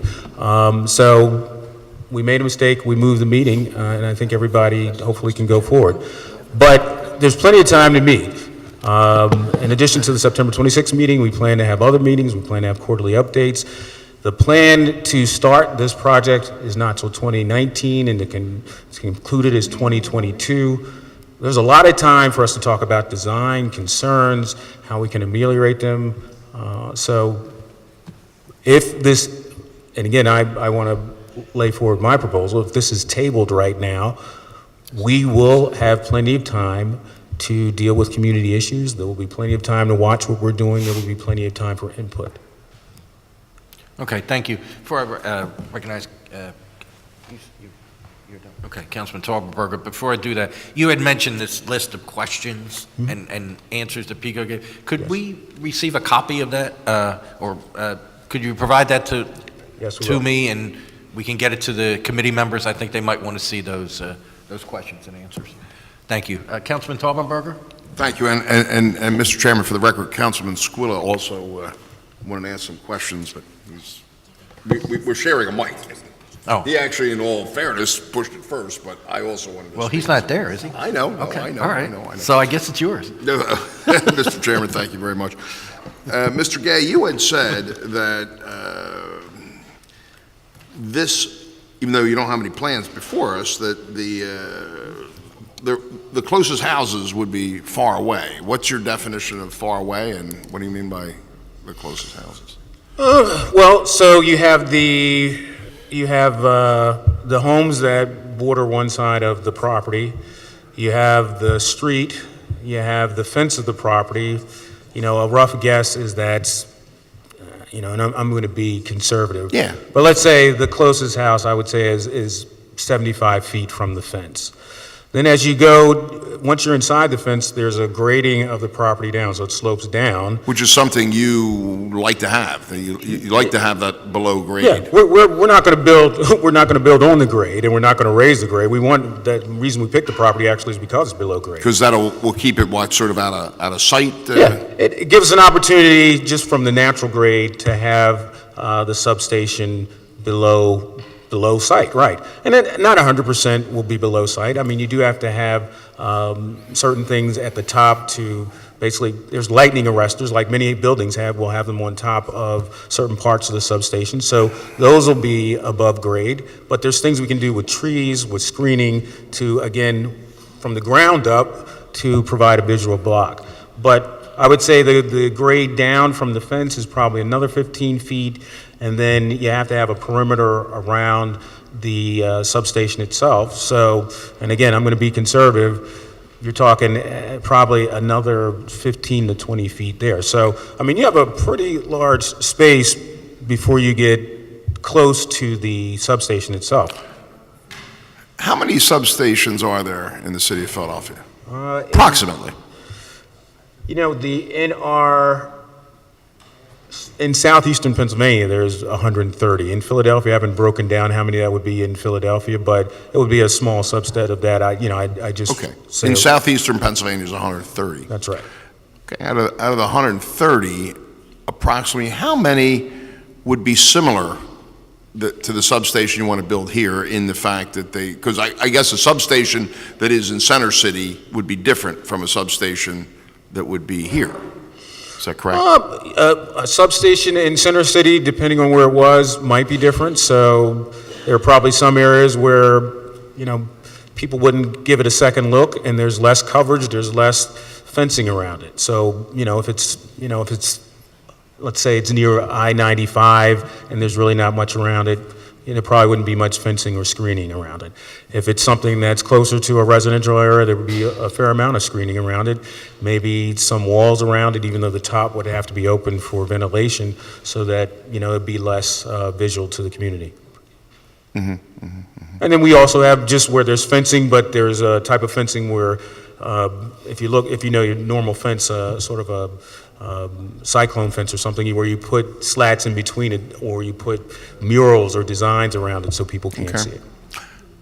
What do you think PICO, and I'm not asking for a commitment, but the land where the current substation is, that is going to be shut down, what do you think would happen with that property? It would be decommissioned, so there is removal of the equipment, grading of the land, removal of any, let's say an arm broke or something from a substation. We clean up everything that was there. We don't have current plans for what we're going to do with that property, but it would be open to being used, and we wouldn't use it. We wouldn't need to use it. Could that be used for other uses? Or once Pico is finished and it was a substation, that no one can ever do anything there anymore? It could be used for other uses, absolutely. Could be used for other usage. That's right, it could be. And then I guess the follow-up question, what would the range be of the uses for the old land? I've been out to the site. It could be used for community purposes, so you could put, there'd have to be some work done around it because there are other buildings. Sure, no, I understand there has to be a lot of work. And probably some landscaping, but you could use it for community purposes, for, basketball courts, tennis courts, a building could be put there. Sports field? Yeah, it could be used, a multi-purpose building could be put there. That, is something, again, we wouldn't be able to take out of service until Upland Way, the Upland Way substation was fully in use, but it could be used for a multi-purpose building, sports usage, any community use that would be It wanted. wouldn't become what is sometimes referred to as a brownfield where nothing can be put there. It can be used. It can be used, yes. Say that again. Yes. Out of the 130 substations in southeastern Pennsylvania, have there been any situations where someone said, hey, you know what, you're making me sick, I'm suing you? Is that out there? Not to my knowledge, and I've come from the legal department, so Okay. obviously I would deal with these issues. We always have some kind of litigation in some way, shape, Oh, or I form, understand. but quite frankly, in the 10 years that I've been in the legal department, I haven't heard of anyone saying that a substation has made them sick. If you had to add the population in the southeast corner of the 130 substations, how many people would you say live around a substation? Oh, you're talking at least probably 2 million. We have our service, the number of customers we serve is 1.5 million, so if you just add that. They live close enough where they could walk to it, let's say. Oh, that would be Or they open their door and they see it. That would be a subset of that. It would still probably be in the hundreds of thousands. So I live in Montgomery County. I can see a substation. Where I live, it's up on a hill. I can see a substation from where I live. You probably in the area that I live in, there's probably about 100,000 people or so who could have visual view of the substation. So I would say, you probably have about 300,000 or 400,000 people who are close enough where it's a reasonable drive, or within walking distance, it might be a smaller subset, but these are in the community. Right. There is a substation very close to where I live, probably within less than half a mile, if not even closer, actually. And very similar to what you're outlining, it's near a railroad. I understand, because railroad usage is not conducive for recreation and/or anything other than industrial, and it's not good for residential either in most cases, because you got trains going back and forth. And I had asked earlier if this was sort of a main line situation, as far as Amtrak and the other railroad, CSX, I believe, and there's a lot of train usage. It's not a abandoned line in any way. There's regular traffic there. Right. Well, thank you very much, and Councilman Thank you, Squilla. Councilman. Yeah, I understand, Councilman Squilla, you're sharing that mic there, so. Yes. Councilman Squilla. Thank you, Mr. Chairman. And from what I understand, there was actually a permit applied for the development? That's correct. So the permit was applied for and before this particular change would go into effect? That is correct. Yesterday? Yes, and I would say that's consistent, so, Councilman and Vice Chair, forgive me if I'm saying something you already heard, but this area has been zoned industrial for many years, if not many decades. We have been there since 2014. We purchased the property in large part because it is zoned industrial, and then for the other location reasons I mentioned. And we've had several litigation issues. So I don't know that it should be a surprise that, given that we're trying to... Oh, it's not a surprise to me. I mean, I deal with development all the time in my district, and anytime there's remapping or rezoning, we have a rush to apply because people want to protect their rights of that development. Right. What my instinct is that I hear the community doesn't want it at all, from what I gather here, and so they don't want this, but that you have a permit to develop it, which means is you could probably use that as of right. Was it an as of right plan to get a permit? Let me be clear, the application was filed yesterday, so a permit will be forthcoming thereafter when it goes through the process. We expect L&I to apply the zoning code provisions as they now exist, and we expect that to be an as-of-right over-the-counter zoning permit, and that would be unaffected by what would happen here. But the point is, we'd rather not have to have that hanging over our heads. And we don't think, as we've Understand, said before... and I mean, obviously, we've been involved too, where communities have appealed as of right permits, and which is also a possibility. That is possible. To hold up the process. Always the best way is through dialogue, through communication, and understanding that, yes, people do not want something in their neighborhood, and we deal with this in development all the time in my district. But at the end of the day, if somebody is doing something as of right, and they're going to, even with appeals and delays, and you might not be able to build it for a little bit, eventually you build it, where if you have some type of, what I heard CBA mentioned earlier, which we do a lot in my district, a community benefits agreement, that the community could live with. Have you agreed to maybe landscape or maintain that facility, or have they asked you to maintain that facility since you've been meeting with them?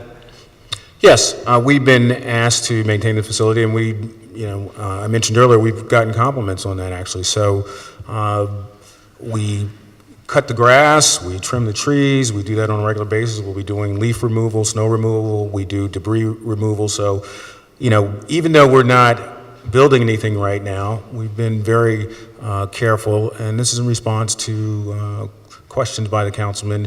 We've been very careful to make sure we maintain the property so that it fits in with the community. I mean, we have some developers that don't talk to us at all. If they could do something as of right, they go in there, do it. No meeting with me or the community or anything, and they go, and then we try to question them. And yeah, we appeal their permits, and eventually they get to build it without any input. So I would suggest that we could somehow get people back to a table, sit down, let people know what you can and cannot do as of right, whether it's appealed or not, but be a good neighbor and understanding what their concerns are. If this is something that's going to be forthcoming, how can you, when you always have a negative impact, what you believe is a negative impact on the community, usually a CBA sort of helps relieve that negative impact in a way that the community says, all right, we're not happy with this and we didn't want it, but if we have to live with it, these are the things that we need in order to make that ease in a little bit more. And a lot of times that's done through conversation and meetings, and you can't have them in a community meeting, though. I mean, you have to do it with leadership, with the council person, and with the certain leaders of the community to find out what are those things that could be done. But right now what I hear is, and I guess, correct me if I'm wrong, but they just don't want it. So since they don't want it, there's not going to be any conversation, so it sounds like it's going to end up in court anyway, is my opinion. And because you have an as-of-right permit, eventually you'll do it without any benefits for the community, which I would hate to see. And I just think that if cooler heads prevail, you get back to a table, and I mean, this is not my district, so usually we follow the district council person. It's the best way to do this is to open up those lines of communication again and find out what, if possible, people can live with and work with in the process. And if you're willing to do that, and Councilman Jones and the community is willing to do that, then I think it's something that can move forward. If not, I have a feeling it may be resolved in other ways. So that's just my opinion. Yes, and we appreciate that, Councilman. And I would say we do not intend, even if there's further litigation, we're going to talk to the community. I mean, we have a meeting set for September 26th. We've had the legal right to demolish the buildings for several months now. We've held off because we didn't want to do it until we talked to the community. So we're going to continue to talk. I hope we don't have to do a lot of legal fighting back and forth, because, you know, that just really takes away from us doing something that ultimately will benefit the community, which is the substation. But, you know, we'll continue to reach out and work and meet even through this process. Okay, thank you. Thank you, Councilman. Councilman Heaton? Thank you, Mr. Chair. And, you know, one of the things that, you know, I wasn't even going to talk, we're just kind of being repetitive here, but, you know, kind of struck me, like, nobody wants to go to court. I don't think that anybody benefits by court action whatsoever. I think it's in my experience, it's always best to try to use this experience and conversations, right, to make something work for everybody. And whether that's using this hearing for this legislation, or having another series of community meetings to have the conversation more in detail. You know, I would suggest that a couple questions. You know, in the previous meetings that you had, was everybody in opposition to this completely, 100%? So, you know, was anybody I'm sure they're open for discussion? Here's my sort of understanding of the situation. There are people who are vociferously against this substation. There are people who come, and this area, by the way, and we send mailings throughout the area, not just to the people who border the property, but this area would serve about 15,000 people. So you'll have people who say, you know, it may not be great, but I'm willing to listen. And then you have people who are open if there are community benefits. So you have a range. You have people who will say, and this is in, you know, pretty much everything we do, and I think council may experience this as well. You're going to have some people who, whatever you do, are going to be against it. And I don't want to lose those people, but that's a fact. You'll have some people who say, it's not a great thing, but I can live with it. And you'll have some people who say, hey, well, they're going to do this. They're going to do this for the community. There's going to be this aspect that we can benefit from. So I'm willing to get on board. And not everybody is going to be happy, and understandably so. I mean, there's some people who are just going to be, you know, not in favor of any kind of construction, regardless, or development, you know, no matter what the use is.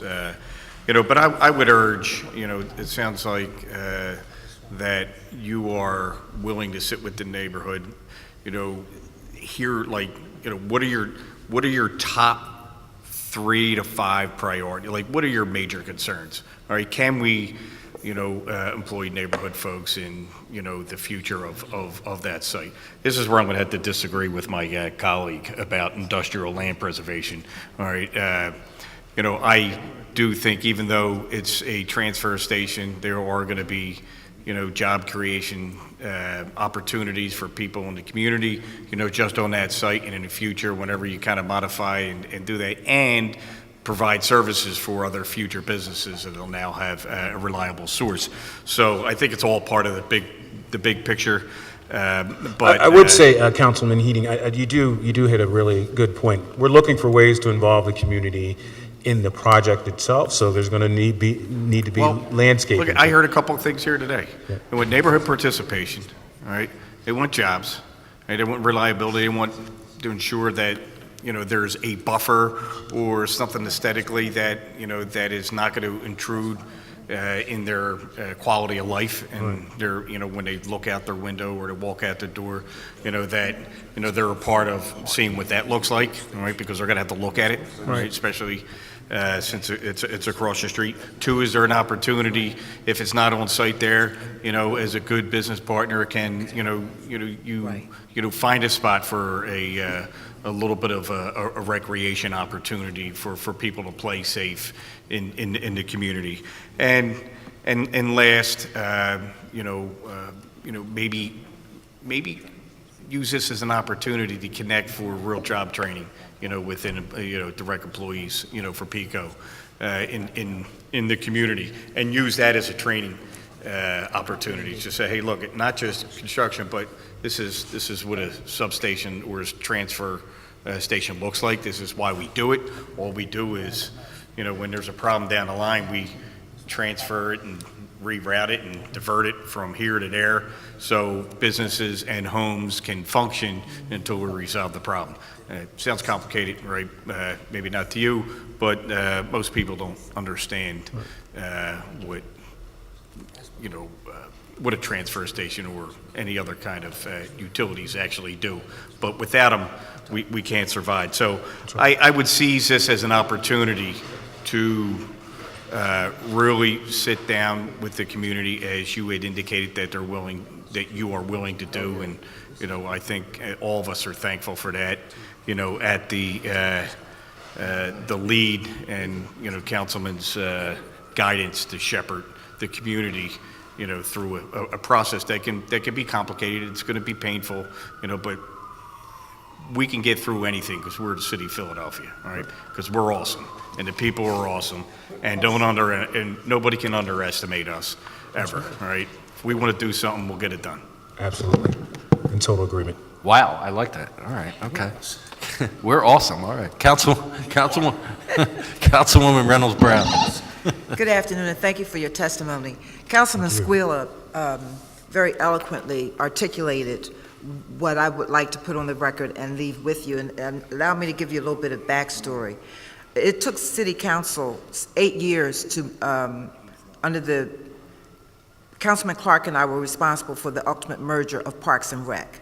It took us 8 years to get that done, working with the community over a gazillion meetings, trying to land in a place that we could all live with. It took me 2 years to get menu labeling passed. Opposite ends of the continuum with the Pennsylvania Restaurant Association, and after a gazillion meetings and making a few tweaks in my legislation, we now have menu labeling. It took me 4 years to get my lead bill passed, requiring landlords to test to make sure that their buildings did not have lead, particularly where you had children.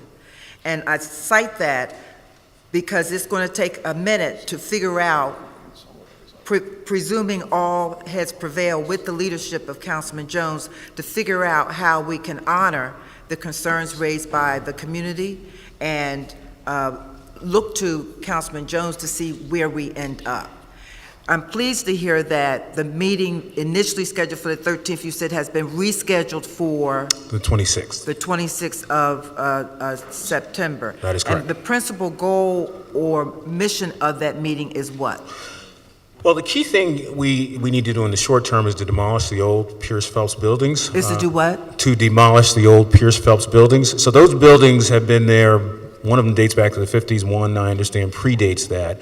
And we need to bring them down because essentially they potentially create a hazard. So someone theoretically could break in and squat, there could be the potential of a fire. So the meeting on the 26th is really dedicated to say, here's how we plan to do this in a way that works with the community. The traffic study, so we know how vehicles will be going in, how the buildings are going to be taken down, and it's not with a wrecking ball, it's going to be piece by piece. But to lay out those details, obviously we're going to have our team there to answer other questions, but the real focus is before we did anything, and Councilwoman Reynolds Brown, I just want to say this, we had the ability to take down the building several months ago, but we said we're not going to do that until we talk to the community. So the purpose of this primarily is to talk about the demolition, but we'll have our entire engineering team and environmental team there. Okay, and I did hear you say that you have a website and...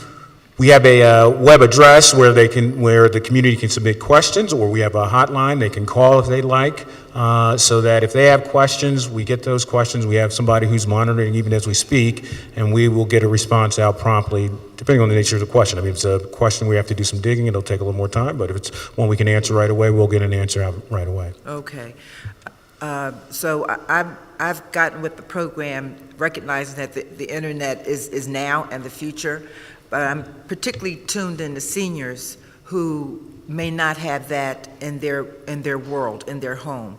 And so I would suggest that you have another layer of communicating with seniors and underserved households who don't have computers in their home, who have children with homes with no computers, and use that as an additional opportunity to make sure that all the members of that community are more than adequately informed about what's going to happen on the 26th.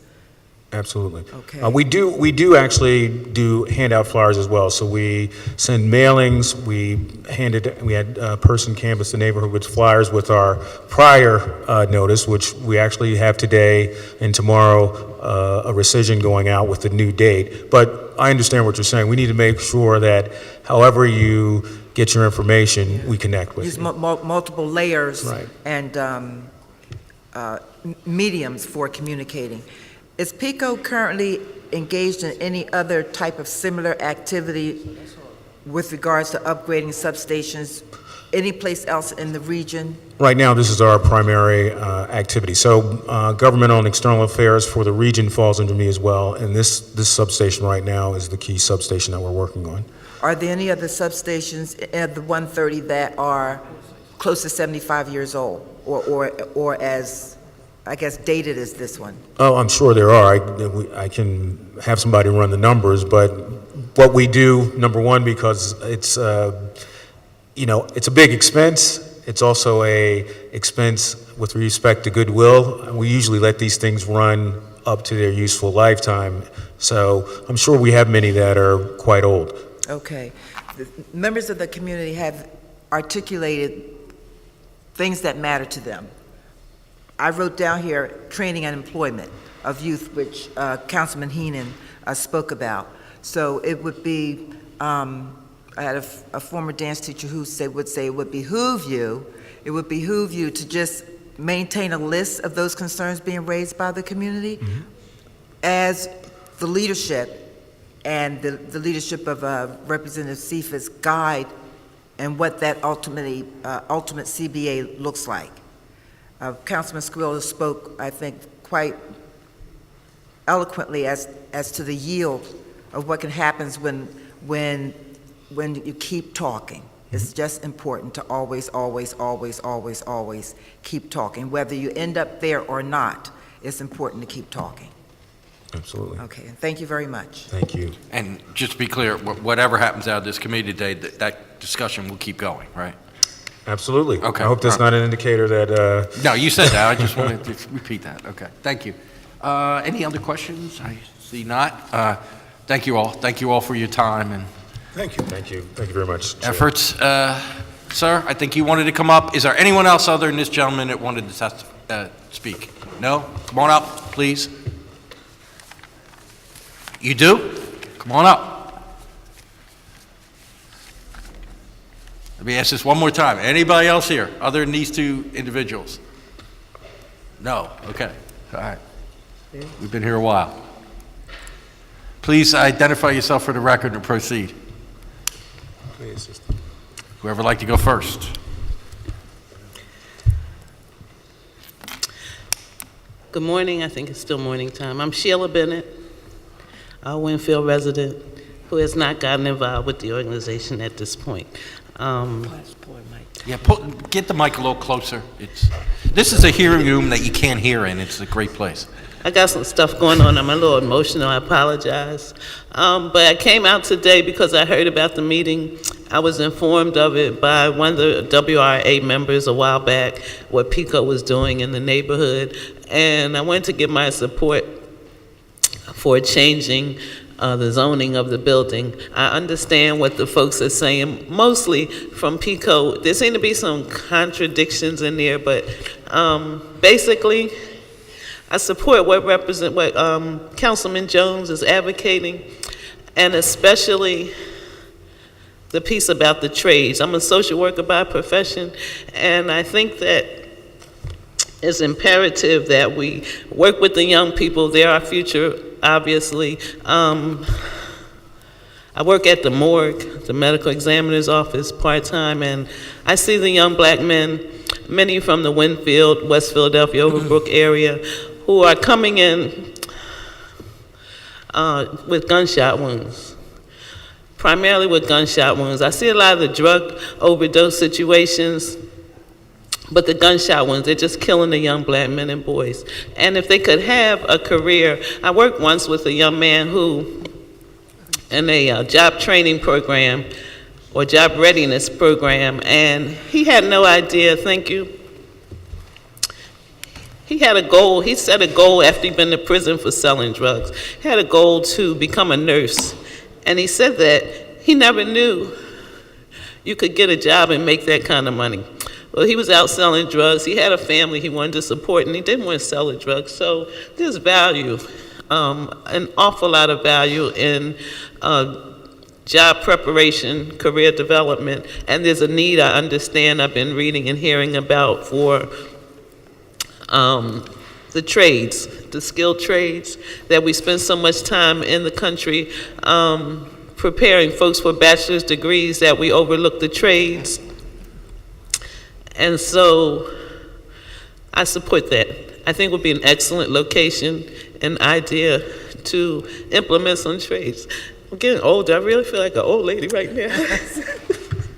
But thank you. Thank you, ma'am. Thank you very much. Thank you for your time. Sir, please identify yourself and proceed. My name is Kofi Atiba Kwesi, and I'm a resident of Overbrook since 1963. I represent 8 organizations in the Overbrook area, on the other side of that bridge. And none of the organizations that I represent have been notified by PICO of any of this.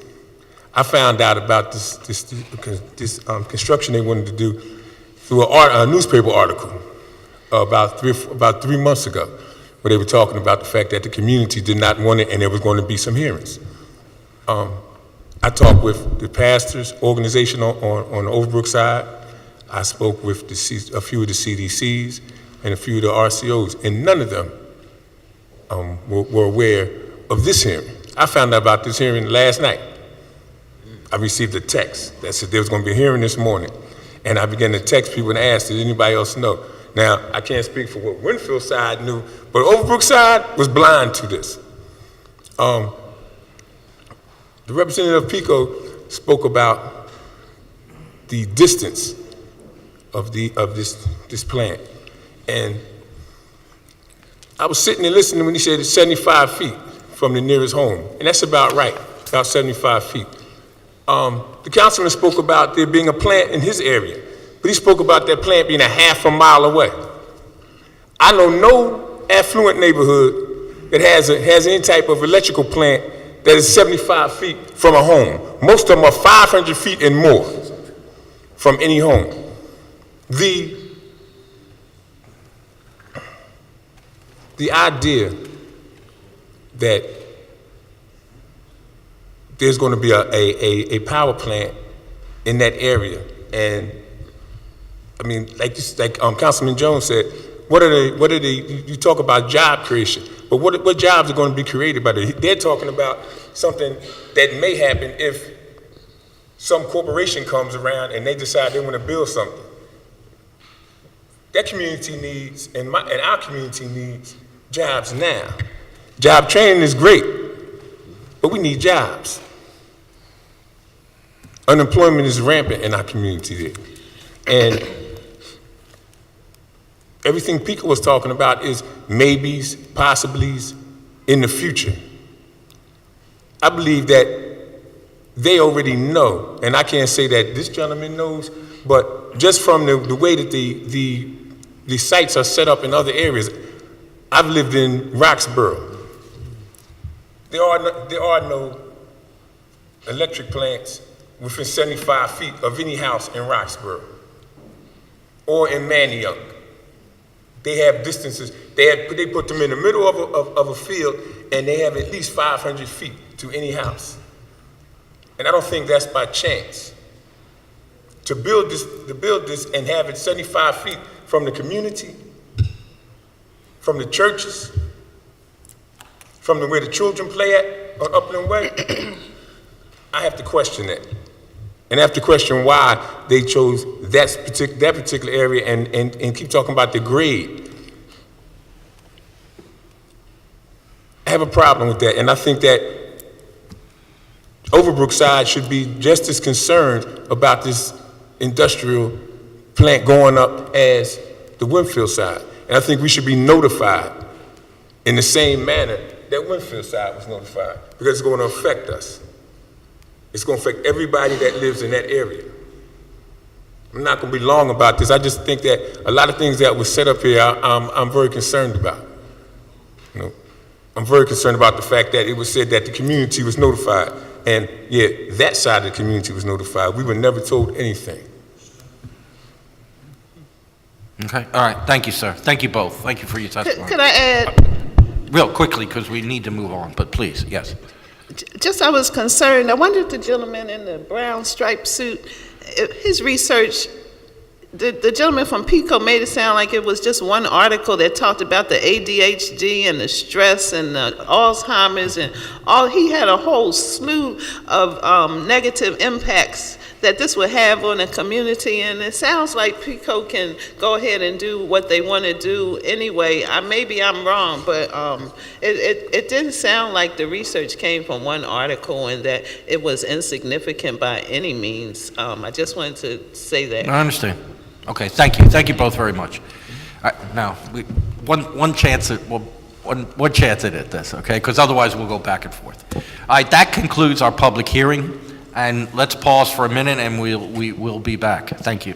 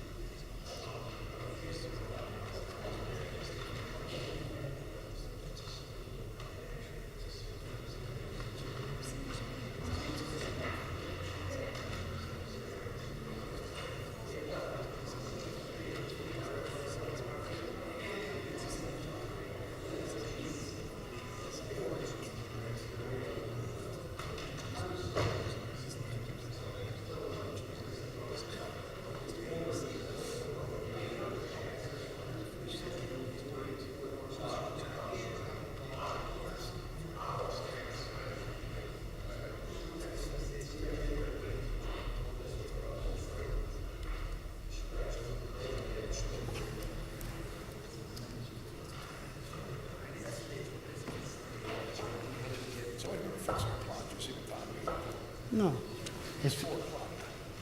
You're lying. Oh, it's 12, it's 12:30. You're right.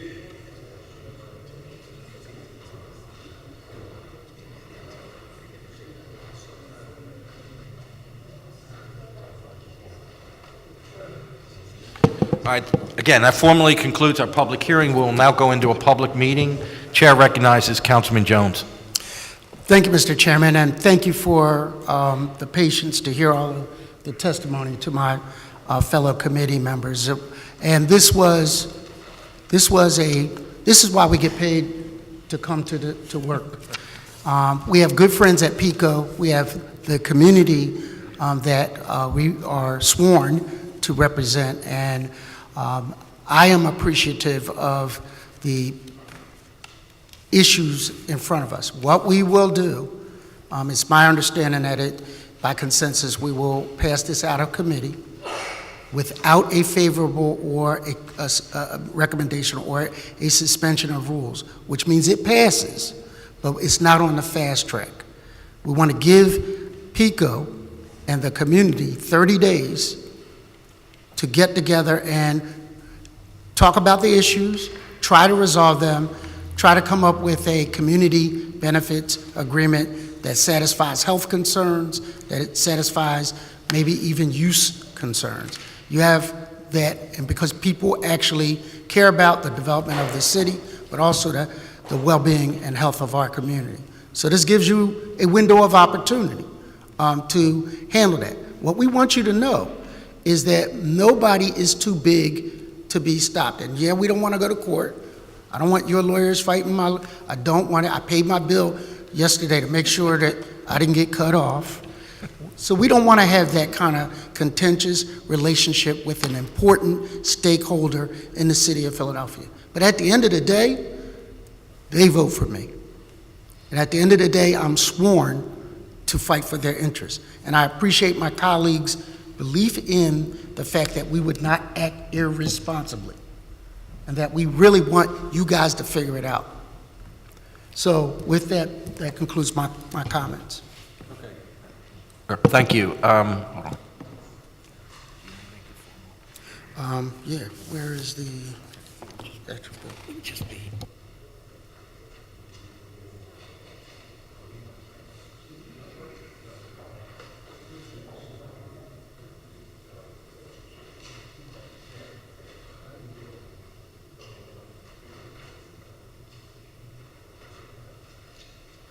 Thank you. Once again, Chair recognizes Councilman Jones. Thank you, Mr. Chair. I move that bill number 170675 be moved from this committee without recommendation, without suspension of rules, to be heard at a future date. It's been moved and properly seconded. All in favor? Aye. Opposed? Hearing none, bill number 170675 reported out as committee with no recommendation. That concludes our public meeting. Thank you very much. Thank you, your committee. Thank you for everyone who participated.